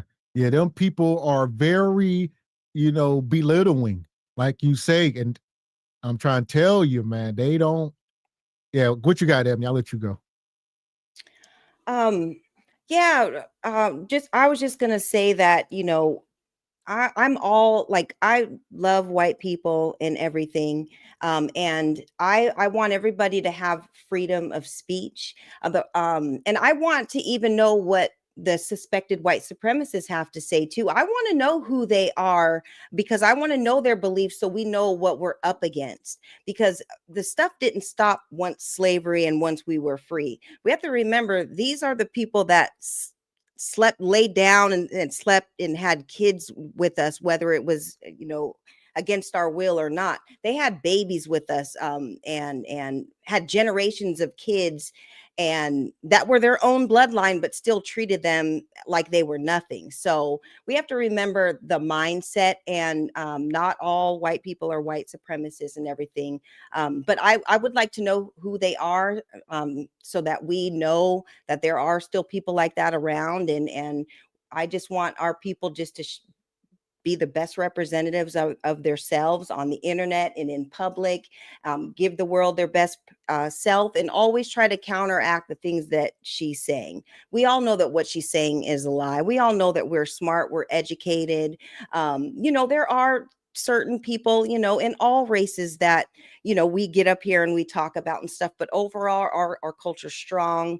And we just want to display those, just to counteract all the things that she's saying about our people. So I thank you guys for having me up here, but I'm going to head out and get to my family because I've been rocking with y'all all day. We appreciate you, Ebony. Shout out Ebony coming up, rocking with us. Too dope. Always appreciate it. Take care of your family, sister. Thank you. Good night, everybody. Yes, ma'am. And I was going to piggyback off what Ebony just said. A lot of these other cultures, they don't play about their bloodlines. So when you get, white folks at this point in 2025, they done integrated so far, right? I would say it's safe to say damn near every white person in the country got a biracial person in their family. we've integrated with them. So it's become pretty common. But when it comes to Asians and Middle East, we ain't integrated with them virtually at all. And I'm trying to tell you, it's a different way of thinking. They like, look, I'm telling you. Now, white folk, it's like, granted, we know the history. We know they still around, a lot of them. But like you said, we done infiltrated and procreated and, all that good stuff, rub shoulders. But I'm telling you, with these Asians, from my experience, man, it's just different. I was like, and I feel the same way. Listen, I can reciprocate energy. I'm not naturally a nice person. I will match your energy down to the molecule. So if you an asshole, I will be a bigger asshole. And that's even like say I'm up there with them Uber drivers and stuff, and different people. They are who they are. Like you said, it ain't got to be nothing contentious, but when anybody, buddy, I don't have to speak to you. You providing a service. It is what it is. That's it. Plain and simple. I like what you said about the Asian folks not too much dealing with us. Legend has it, I got little Asian nieces and nephews. I got an older brother who allegedly is married to an Asian woman in Las Vegas. I gotta try to find them. But yeah, some little Asian little willies out here. That'd be interesting. But you're right. And ain't nothing wrong with it. Ain't nothing wrong with wanting to keep, there's nothing wrong with wanting your grandkids to share your reflection. I always say, what's your reasoning? That's it. Oh, I don't want, for a black person to say, I want my son and daughter to bring home, someone the same race. Why? Because I want to, build pride in our culture. Our culture is fractured. I want to end that fracturing. I think that is a righteous and legitimate reason.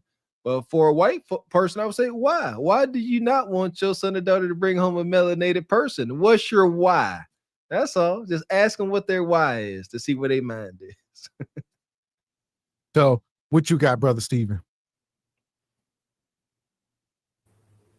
On this particular subject, not too much. That's why I've mostly been quiet. Yeah, people can say what they want to say. I mean, I remember when Megyn Kelly, that she was looked at the same way this woman is looked at now, and that's why she got off of national television and got her show taken away from her and put in time out for a while.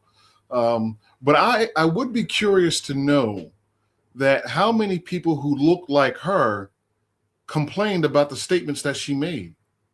How many flags does she get from non-black people? I'll probably never know the answer. And it doesn't matter to me, because here's why. In my opinion, self-improvement has no color. It doesn't matter who's around me and what they say about me or people who look like me. What matters is what's behind my eyes. What education do I have? How do I hold myself as a man in front of these people? So if I just do that, then I'm pretty good. I can't worry about the quote unquote culture because I'm one person and I'm in charge of nothing. I'm in charge of no one. But however, I am in charge of me, and I am in charge of the things that I say to you. And if you understand where I'm coming from, if I said it clearly enough so you can understand. So once I do those things, hey, the ball's in your court. You can do what you want, but I still got to move the way I got to move. I got to do what I got to do. I get respect from people that respect me. I respect them. So it just is, to me, do your thing. But that's never going to stop me from reading a book, not letting my hair grow all out and looking like it's never been combed or washed in the last 15 years. No, so, and my mom always told me growing up, and I didn't understand then. She said, I'm raising you to be a strong black man. So when you walk with your head up and your shoulders straight and back. I didn't get it then because, I'm just a kid or whatever. But as I grew older and started seeing others who didn't get that kind of instruction in their home, then I started understanding. And when I started stamping in front of people of different cultures around the world, how they would gravitate to me because the image that they had in their head from media, I was not that. So Therefore, they treated me different. They treated me the way they perceived me right then and there in the moment, not what they saw on TV. So and here's what I wanted to say. I would say it's a lot of propaganda with that, Stephen. So it's like a two-way street. In these other countries, believe it or not, there's a much more propaganda against us, even here in America. When you go into Asia, even in some of these African countries, even what they teach their children in their households about American blacks, it's once they come here, how they treat us. If we go there, they look at you as wealthy because you can afford to come here. So it's a whole mind state with them. But when they come here, they like the ones there are bad, they ghetto, they rap, you know, they drill music, and they got this propaganda that they like, once you go there, this is how they act. But if they come here, the wealthy ones can travel. You see what I'm saying? So it's a whole Jedi mind trick they play on themselves. And I think to your point, Mr. Gavin, when somebody who looks like us travels there, they know that we're coming with money, and that's their bottom line. They're trying to feed their family. So of course they're going to roll out the red carpet in any country, as long as they think that we have that money. But when they come here, they don't care if we have money to give them or not, because they know that they have to make their own money when they get here. They don't have to care about how they treat us then. Well, let's call it what it is. It's competition. Well, I keep telling y'all, shout out to Dr. Claude Anderson. Absolutely. Racism, the key word, race. It is a race. Every group is racing for resources and power. So when them people come here, we are instantly competing with them. We the other team, and they want to outdo us. They don't want to be up under us as the class in this country. So that's why when they come here, it's instant smoke. It's like when you get on the team, when the Lakers is playing the Boston Celtics, everybody ain't out there, buddy, but it's time. The Steelers and the Ravens, it's time. It's competition. We ain't friends. So we must understand that. And there you go. Go ahead, Mr. Walker. No, you good, Brother James. I know you was done. Go ahead, you got it. I was going to say, and a lot of people don't understand that those people who come here, who are you're competing against, your government is bringing them here and giving them tools and resources that they would never give you, so they can be jump above you. So you're not competing with just them. You're fighting against your own government. And that's why I said self-improvement has no race or color, because if you are more educated, more skilled than the people coming over or the people already here, you won't have to worry about them. There you go. And I touched on that too last show, Brother Stephen James. They get incentives, stipends, tax-free funds that we don't get. I get it. We already here. Yeah, and I understand the reason why. You know, they're like, y'all already here. Y'all already part of this machine. I want these new suckers come over here. I'm gonna give them a reason to stay, so they too can be a part of this machine. I ain't gotta pander or brab y'all to say y'all here. So yeah, we don't get the same. We do not get, the same win, in ourselves. And they don't care when they come here, Stephen J. They don't care about our plight. They don't care that us,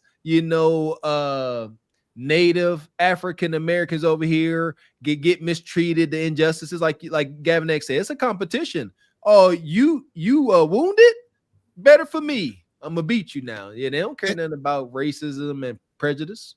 I'll say it come down to group economics, Mr. Walker. Our problem is we so worried about me making my money living in my house as a single person. This is why we get on marriage rates. Once you get married, that's going to put you in a different tax bracket. Now you saving money on taxes. Now, instead of you paying 2 rents, you got 2 people paying 1 rent. This is how you build the economics of a group. But we keep spreading our economics thin by being separated from each other. If you come together, bring the resources together, it's a sacrifice. It's bigger than just trying to get some new kudakata every night or bonquisha about your damn happiness. It is a bigger picture. Other groups of people will sacrifice for the greater good of the group. Yeah, and it's just power there. Shout out to everybody buying land. That's always been a move, huh? Freedom, man, get your acres. Like, it makes more sense for 2 families to get 10 acres compared to 2 families get 20 acres, 10 separate acres. You see what I'm saying? Sounds good. Sounds like more acres, but got to think about the cost of keeping things together and keeping things functional. I truly believe in group economics, and I shall practice it. Yeah, when we get our land, anybody ain't just gonna be my family. We gonna have a situation. Yeah, but it can't be a bunch of single people, because now you got to worry about single G Honda sleeping with your wife while you out tending the land. These are real things, right? So it got to be marriage, and the men got to be understanding, right? This is what happens when we cross the line. We hold each other accountable. That's it, G Honda. Now I got to put you in the hot box, huh? Now I got to go ahead and put you in the hot box. That's agreement that you would even put me in that statement. Hypothetically, just an example, because we up here, but just anybody's what we saying. When you're trying to build these communities, that's when things start falling apart at the seams. He making a solid point. You can't have, a couple married couples, and then you got ambitious single wolf men, because they are going to hunt. And it's not no shade. They are going to hunt. And if you ain't holding your household down, your lady might get hunted. It's been happening since the beginning of time. That's all. Just acknowledging the hazard that is there for sure. So it's a lot to it. Like you said, when we get into economics and family, it goes hand in hand. Just look at how other cultures do it, man. It is not rocket science. Just look, it's observable. So, we need to stop trying to recreate the wheel. That's our problem with all of this women's liberation. I could do what I want. F you, I won't do what you tell me. We got to get back to what works. Nuclear family, structure, some structure. The rules are loose as heck. Any kind of structure, we have completely abandoned any kind of discipline, structure, consistency. Every day is go ahead and fly by the seat of your pants. And again, our culture shows what happens when you have no type of structure or discipline. Yeah. Oh, hey, Mr. Gavin. Go ahead. When you see a super chat coming in, I think that person said something interesting. I don't think I agree with their statement, and I'd like to know what your opinion is.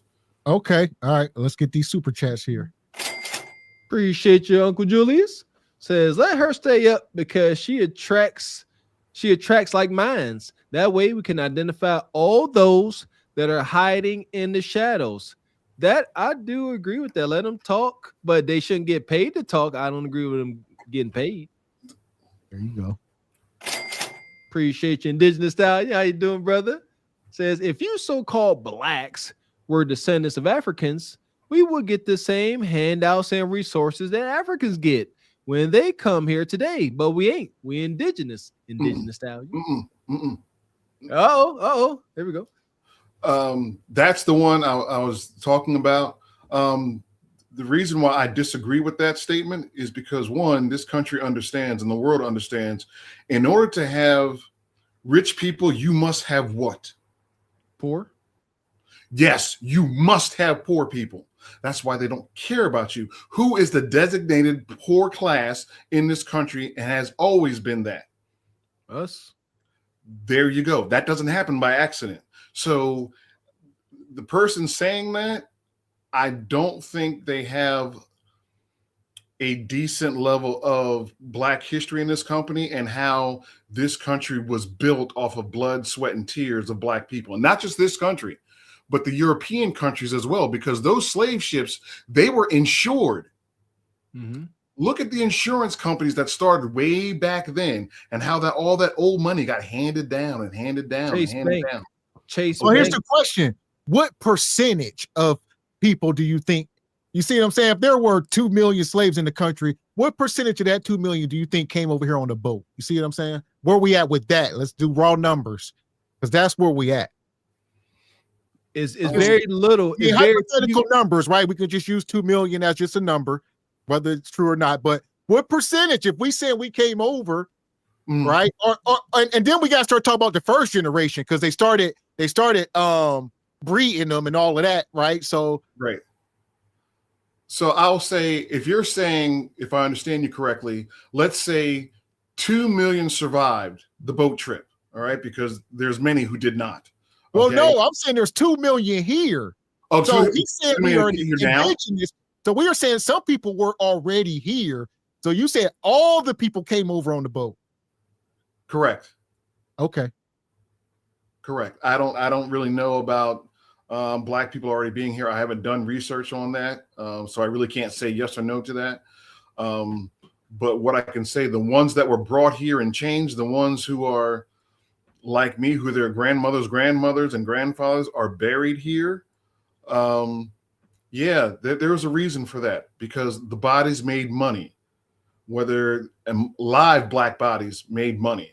So no, the government has never, ever wanted to repay in any way, shape, or form what basically is owed to us. And I don't want to turn this into a reparations conversation, but however, yeah, there's a reason why Blacks in this country will not get or have not gotten the benefits that other people from different countries get when they get here, especially the ones who look like us. Because let's be honest, they're easier to control because you can hold their visa over their head, right? And they're just happy to be here. They weren't here before 1960, 1968, 1970. Two reasons why they weren't. Let me ask you this, Stephen. Not to cut you off. What do you think about the physics of it all? Like, there's been people, I hear what you're saying. There's been people who beg to differ. They talk about the boat trip and how them people, there's no way the people could have survived. And people got, they bringing their facts to the table. But you saying, yes, you could easily survive that trip. No, not easily. Because actually, it's not true. Like from the images and stories I didn't mean to cut you off, brother Stephen James, but it's not true. Like, just being in confined spaces with rusting chains will fixate you. And and none of it makes sense. You're laying around, men and women, they bleeding, they vomiting, they getting sick. It's just no way. The numbers I'm pulling up is saying approximately 388,000 enslaved Africans were brought directly to North America between the 1500s and 1867. 388,000 and 400,000 were brought to the United States. A lot more landed in Jamaica, the Caribbean, and stuff like that. But you get to the United States, very few. And like then you 4%. 4%. White man. These are white man stats. I mean, like you said, some of this stuff can be documented, but in this point, like you said, you could believe what you want. White man he putting this stuff, he's feeding you this information. And this is where I don't believe it. It don't sit in my spirit well, the thought that, every Black person here was brought here on the slave ship. I don't believe that many of us were conquered and captured. That doesn't make sense to me. What does make sense is a lot of us were already here. But if I'm the conquering person, I'm not about to tell you that you were already here. That's going to start to give you some kind of ownership of this land. You're going to start to move like this is your land. You might develop a pride. You understand? No, you bought here. You are displaced. You from a faraway land. So I would continue that rhetoric if I was the conquering person. Yes, but I don't believe it. Then I would just simply ask one question about that. So if Blacks were already here, then, and I don't know this answer. I'm not a historian. That's why I can't give any pushback. That's not my thing. I don't think about it to this level. Then where is all the evidence, especially in Indian culture, that's been here forever? Where is all their folklore and tales about dealing with Blacks? So I don't know if it exists or not. Well, I'm gonna give Baba T, and it does exist. There are artifacts and sculptures and Mexico, all over. You go throughout the country, there are sculptures that resemble stuff that is in Africa here on this continent. All right, and it was been here for a long time. I'm gonna let you go, Baba T. What you got?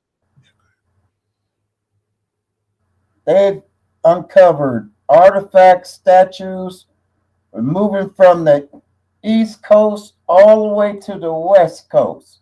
Okay? If you ever knew California, you had a indigenous melanated woman as their state flag. You go to Mexico right now, Mexico has 2 melanated villages. And as you know, they're at the bottom of the sea. but you can look all the way from east to west, definitely down in South America, okay, where a lot of artifacts exist, but they're not going to tell you that. Okay, you don't find this in history book. You got to research this stuff, man. And they've shown it. It's widely available. Historians have said they lied. Hidden colors. I'll let you keep going, Baba T. Shout out to Ebony. Like you say, watch it. I don't know if you ever seen it, but that's a good start. And for anybody, I guess a good start. And then do your research on what you might see on that. You always got to cross-reference, do your research. But there's like Bob T. Go ahead. There's a lot of stuff out here. Hidden covers 1 through 5. You'd be surprised. The 5th one deals with Haiti and how much money is under Haiti. So why you think it's always instability in Haiti? There's so much money up under Haiti that people don't realize, the citizens. So yeah, man, it's deep history out there, man. It's deep out there, man. Dealing with us. They completely just devastated Haiti's soil. At one point, little old Haiti supplied the world with the most sugar. They overfarmed it. It was just evil, and they knew better. You can't keep planting the same crop over and over and over again in the same place. They didn't care, and they did it, and that's why Haiti is barren for the most part. And I'm getting triggered because these are the things they saw. Y'all need to pick yourself up by your bootstraps. Y'all took everything without prejudice, with prejudice, shit. And not to mention, they still paying the French. There it is. The French still own that debt. Yeah. And Chase Bank, they own the debt of Haiti. Haiti got to pay for that revolution. Yeah, they said we lost too much property. Man, y'all owe billions of dollars, and Haiti like we ain't got it. Like we know you ain't got it. Appreciate you, Indigenous Stallion. Said read the Racial Integrity Act of 1924. There we go. We learned it. So there we go. Shout out to Indigenous Stallion. Like I said, we go around. Definitely gonna get final thoughts. What you got? Get you back in, Stephen, real quick. I'll let you go first. No, thank you, man. It's been entertaining and it's been educational. And despite the fact I've had to look at Mr. Walker's face for this long, it has been a good experience. Thank you, panel. And everybody in the chat, I saw your stuff. Ebony Dean, I got you. I see you, girl. I see you. So appreciate you for tonight. Appreciate you, brother. Listen here, we all up here, learning and also teaching. And like you said, that's why I ask specific questions, just to see where we at. Because, do I believe, people could have came over here on the boat? Absolutely. But that's why I asked you, do you think all the people? And you said, yeah, or most of them, or that's why I said, I don't think that's true. But could people have traveled and landed on these different islands and then made their way here and all? Yeah, that's true. There's evidence. But there's also evidence that we were here, so we just got to do all the research. Here we go. Yeah, I know the spirit that lies within my vessel. You ain't get me on no ship. You're not about this. You ain't about to shackle me. No. Yeah, you might send me. You gonna have to go ahead and send me on to my maker. I'm not getting on nobody's ship. I'm not walking down into the darkness and the bowels of no ship. I know that for a fact. I'm claustrophobic, man. Dude, ain't happening. That part. So what you got, G Honda? Oh man. No, not to be dismissive on the historics or even with the combo we just had this past 5 minutes, but I'm just gonna say, we just need to do more with the more that we got now and stop relying on things such as, or even not to be dismissive with the whole reparations talk, right? Or the reparations rhetoric, but just to, piggybacking off of, just building the Black community and, reinforcing it with, healthier relationships so that we can have more ownerships and things like that and do more with what we have now versus, what they had in 68 or what MLK and his people had marching on Selma at that time, or how Malcolm X, when he was preaching in the churches at his time period, but since we have more now, let's do more with the more we have now versus what they had in the past, which our grandparents, was deserve those reparations that we are now speaking on. That's who I believe those reparations applied to. But now, in the now time, we just need to, build our communities, so we can have more ownership in things. Because it's just no reason why, even though, foreigners can come over to our land and get more said benefits and such, but however, they have community though. We do not. They have community en masse. We do not. So me knowing that they getting extra benefits and more supplements than me as I'm already here, that should indeed incentivize myself and individuals of my liking to combine our said resources so that we can own whatever property, infrastructure, or land that we seek to own. That's all I got. Appreciate you, G Honda. Thank you, brother. Coming up this evening. So there we go. I don't know if you had one last thing, Baba T. What you got? Oh, I like what G Honda said, but and we do have a lot than we had back then. I tell you, from the 60s, we have a lot more stuff that's much more better than we had back then. But if the problem is we have these politicians that look like us. And we can't get politicians in to work on our behalf, and that's the bad part about this thing. I mean, it's kind of wish we had an independent system. But I mean, you look in Chicago, this is the most corrupt city in America. It's been that way as long as I've been here.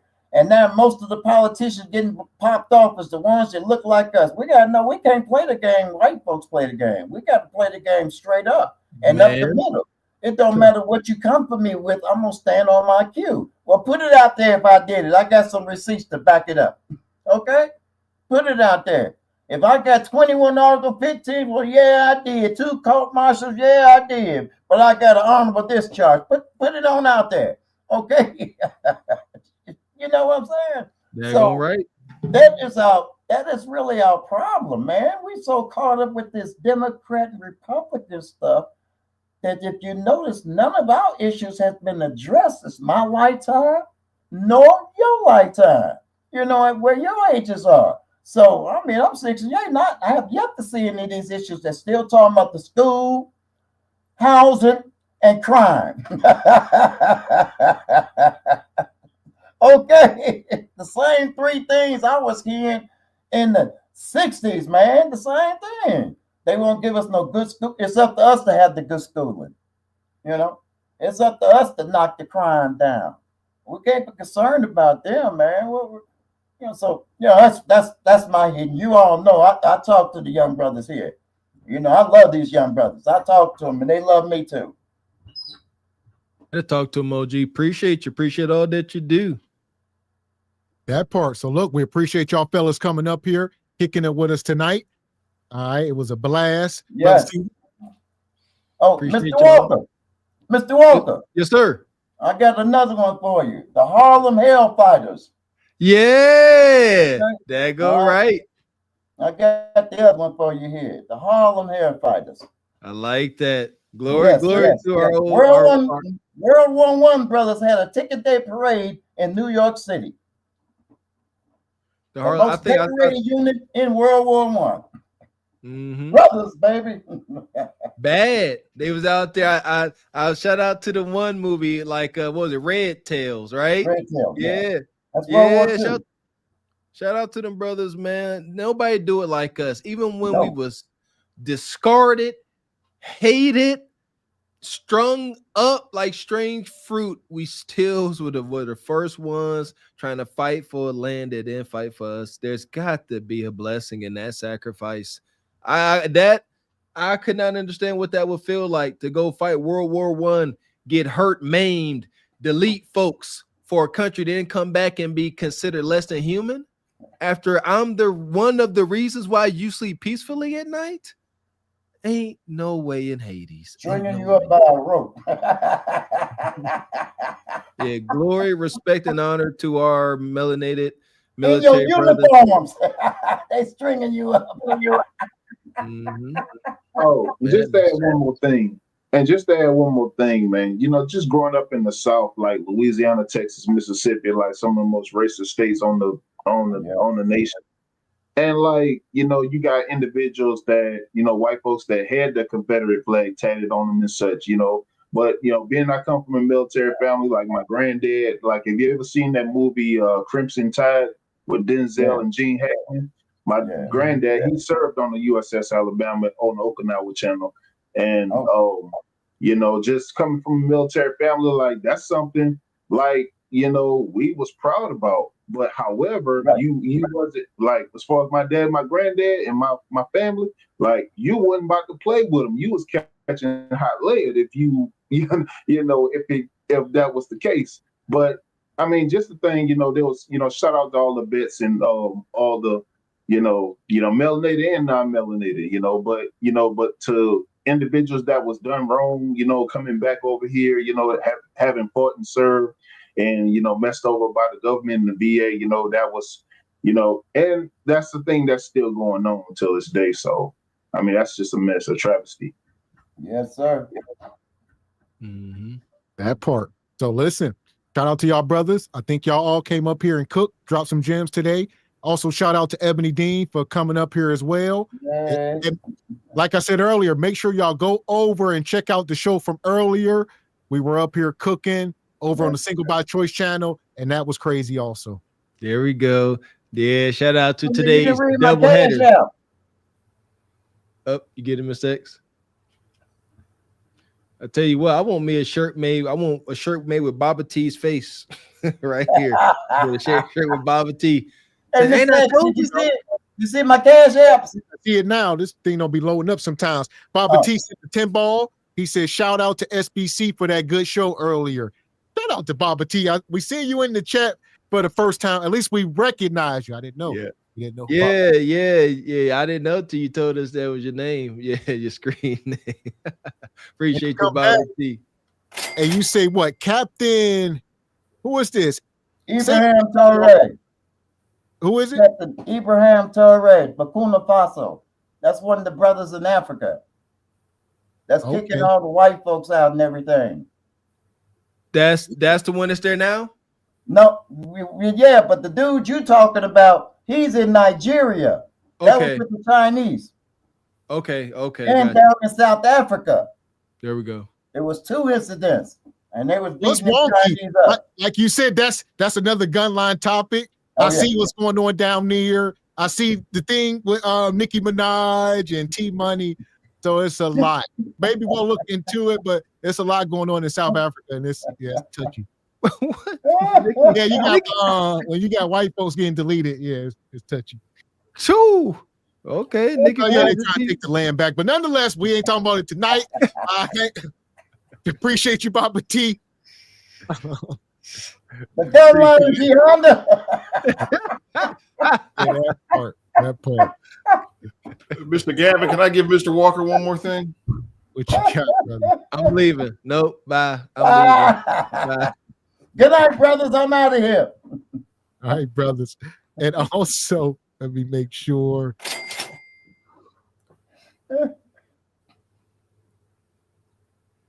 You muted, Mr. Walker. Did all that talking for nothing. Appreciate you. Mrs. Locks the Smile come through. Says, great show, Mr. Gavin X and Mr. Walker. We appreciate you, sister. Thank you. Y'all some a-holes. I wasn't looking at the screen, but Gianna, they wasn't going to say nothing. Get out of here, both of y'all. Bye, man. Listen, we appreciate y'all coming up here tonight. We'll be back up here tomorrow. We ain't done. We told y'all we're on the marathon this week. We missed y'all last week. We missed a bunch of days. Tomorrow, we doing a midweek rumble. We're going to try something new. Y'all know we normally do the Regal Rumble on the Saturday with the ladies. But this week, man, Mr. Walker, we're going to do a midweek rumble. We might drop the link. Matter of fact, we're probably going to drop the link. We'll be over on Carpet for the Horse. It'll be a Carpet for the Horse Regal Rumble. We'll probably stream it single by choices. But we got something to talk about. I seen something alarming. Maybe I'll reach out to my guy, Jay Prince. I mean, if he want to come, he can, but he will be a part of the show because I seen what's going on, and it's wicked. And we're going to talk about mental health and all this madness going on. It's crazy. Listen, I ain't seen it. I'm gonna wait until we touch on it tomorrow. Shout out to Wild J Prince. Listen here. Listen, I'll be over there. Shout out to Rose, his love interest, allegedly. You know, I'll be over there. Jay Prince was doing something. He had me rolling, boy. Yeah, Jay Prince braided his hair. Man, his them daggone braids ended at the top of back of his head. Look wow. It looked wow. He's over there perming and straightening his hair. Wow, dude. Wow, dude. So nonetheless, we'll be back tomorrow. Yeah, this is going to be interesting. I was like, man, we got to talk about this and shine a light, more data. This is some new, fresh hoodoo. And it's like I say, it got less to do with Jay Prince. He's just a part of it. You know, he's part of the wonkiness, but yeah. Okay, I'm here for it. Yeah, anything involving Jay Prince ain't gonna be not an end all moment. So I'm here for it. Shout out to tomorrow's midweek rumble. I likes that. Yeah, coming live and direct just for you, Jav Chicken. Sorry, brother Stephen James. Gotta look at me another consecutive day. Unfortunate for you. That part. So tomorrow we'll be over Cart Before the Horse channel. Probably simulcasting to the Single by Choices as well, but it's going to live over Cart Before the Horse midweek rumble. It should be exciting. There you go. Ebony Dean said about what time? What time was tomorrow? Wednesday? Mm-hmm. That's a good question. Probably in the afternoon, maybe around 6-ish. We'll see. I have to double check with Mr. Walker. We're going to pick our schedules, but maybe around 6, go for a few hours. I know Raquel on tomorrow, birthday girl. Once again, shout out to Raquel, who is the birthday girl here today. Where we at? Go, Shorty. It's your birthday. Yeah, there you go. Yeah, ain't see her in the chat all this second show. It's too late. It's 12 midnight. Raquel said she had to get her birthday present. There we go. Listen here. Shout out to Black Love, baby. Don't play with it. So there you go, 3 p.m. Pacific. All right, to be specific. But yes, so maybe around 6, go for a few hours. Definitely want to talk about this. Then Thursday, SBC. Friday, we'll be in the Patreon, and we may pop back up here Friday. So be on the lookout. We definitely going to do Patreon. It's first Friday, and we may, they will know, we may pop up here. And like Mr. Walker said, Saturday, we got some festivities. But we're going to plan on, doing the show. We'll see. But stay tuned. All right. We in y'all faces. Keep your ears and eyes to the SBC, Cart Before the Horse, Truth Over Lies streets to know what's going on. Don't want to miss it. Yeah, shout out to Replay Gang. We salute y'all. Appreciate you. But you don't want to miss the live show, as y'all can see. It's better live. Be there, be square. That part. So, and also to all the people, we getting the merch out. Our apologies. Y'all know we got backed up, holidays, hopefully y'all show some compassion. That's what I'm looking for. But y'all gonna get y'all merch this week. We're gonna get everything out to y'all, all the winners from Patreon. I know y'all on the lookout. There we go. It's no cost merch. All right, snail mail. It's coming. It's coming. It's coming. Just don't hold your breath, but no, it's coming. Seriously. It's coming. You can get it. Ain't no liars over here. When? It's coming. You gonna get it. When? It'd be a surprise. Maybe Krima. And shout out to the one brother. I forget his screen name. He was the winner a couple months ago. I forget his name. He was just in the thumbnail with his red Truth Over Lies hoodie on, red and white. I forget his screen name. I remember saying. Let me know if it come back to you. But nonetheless, he won. Oh no, he ordered. The brother actually ordered some gear, and it was a mix-up. But I'm glad to see we sent them out more merch, but you never responded, brother. I forget his name. But he never responded, but I seen he took the picture with the gear on. So I'm glad everything smoothed out. There we go. We believe in customer satisfaction. We are not the bone queishas and nug nugs we poke fun at. We know how to show our appreciation for y'all. Y'all always coming through, always supporting y'all interests, support y'all channel. Make sure y'all do so. Hitting that super chat, hitting that cash app. Thank you, and a thank you. That part. So until tomorrow, I am Gavin X. I am Mr. Walker. And we are Cart Before the Horse Productions. A good morning.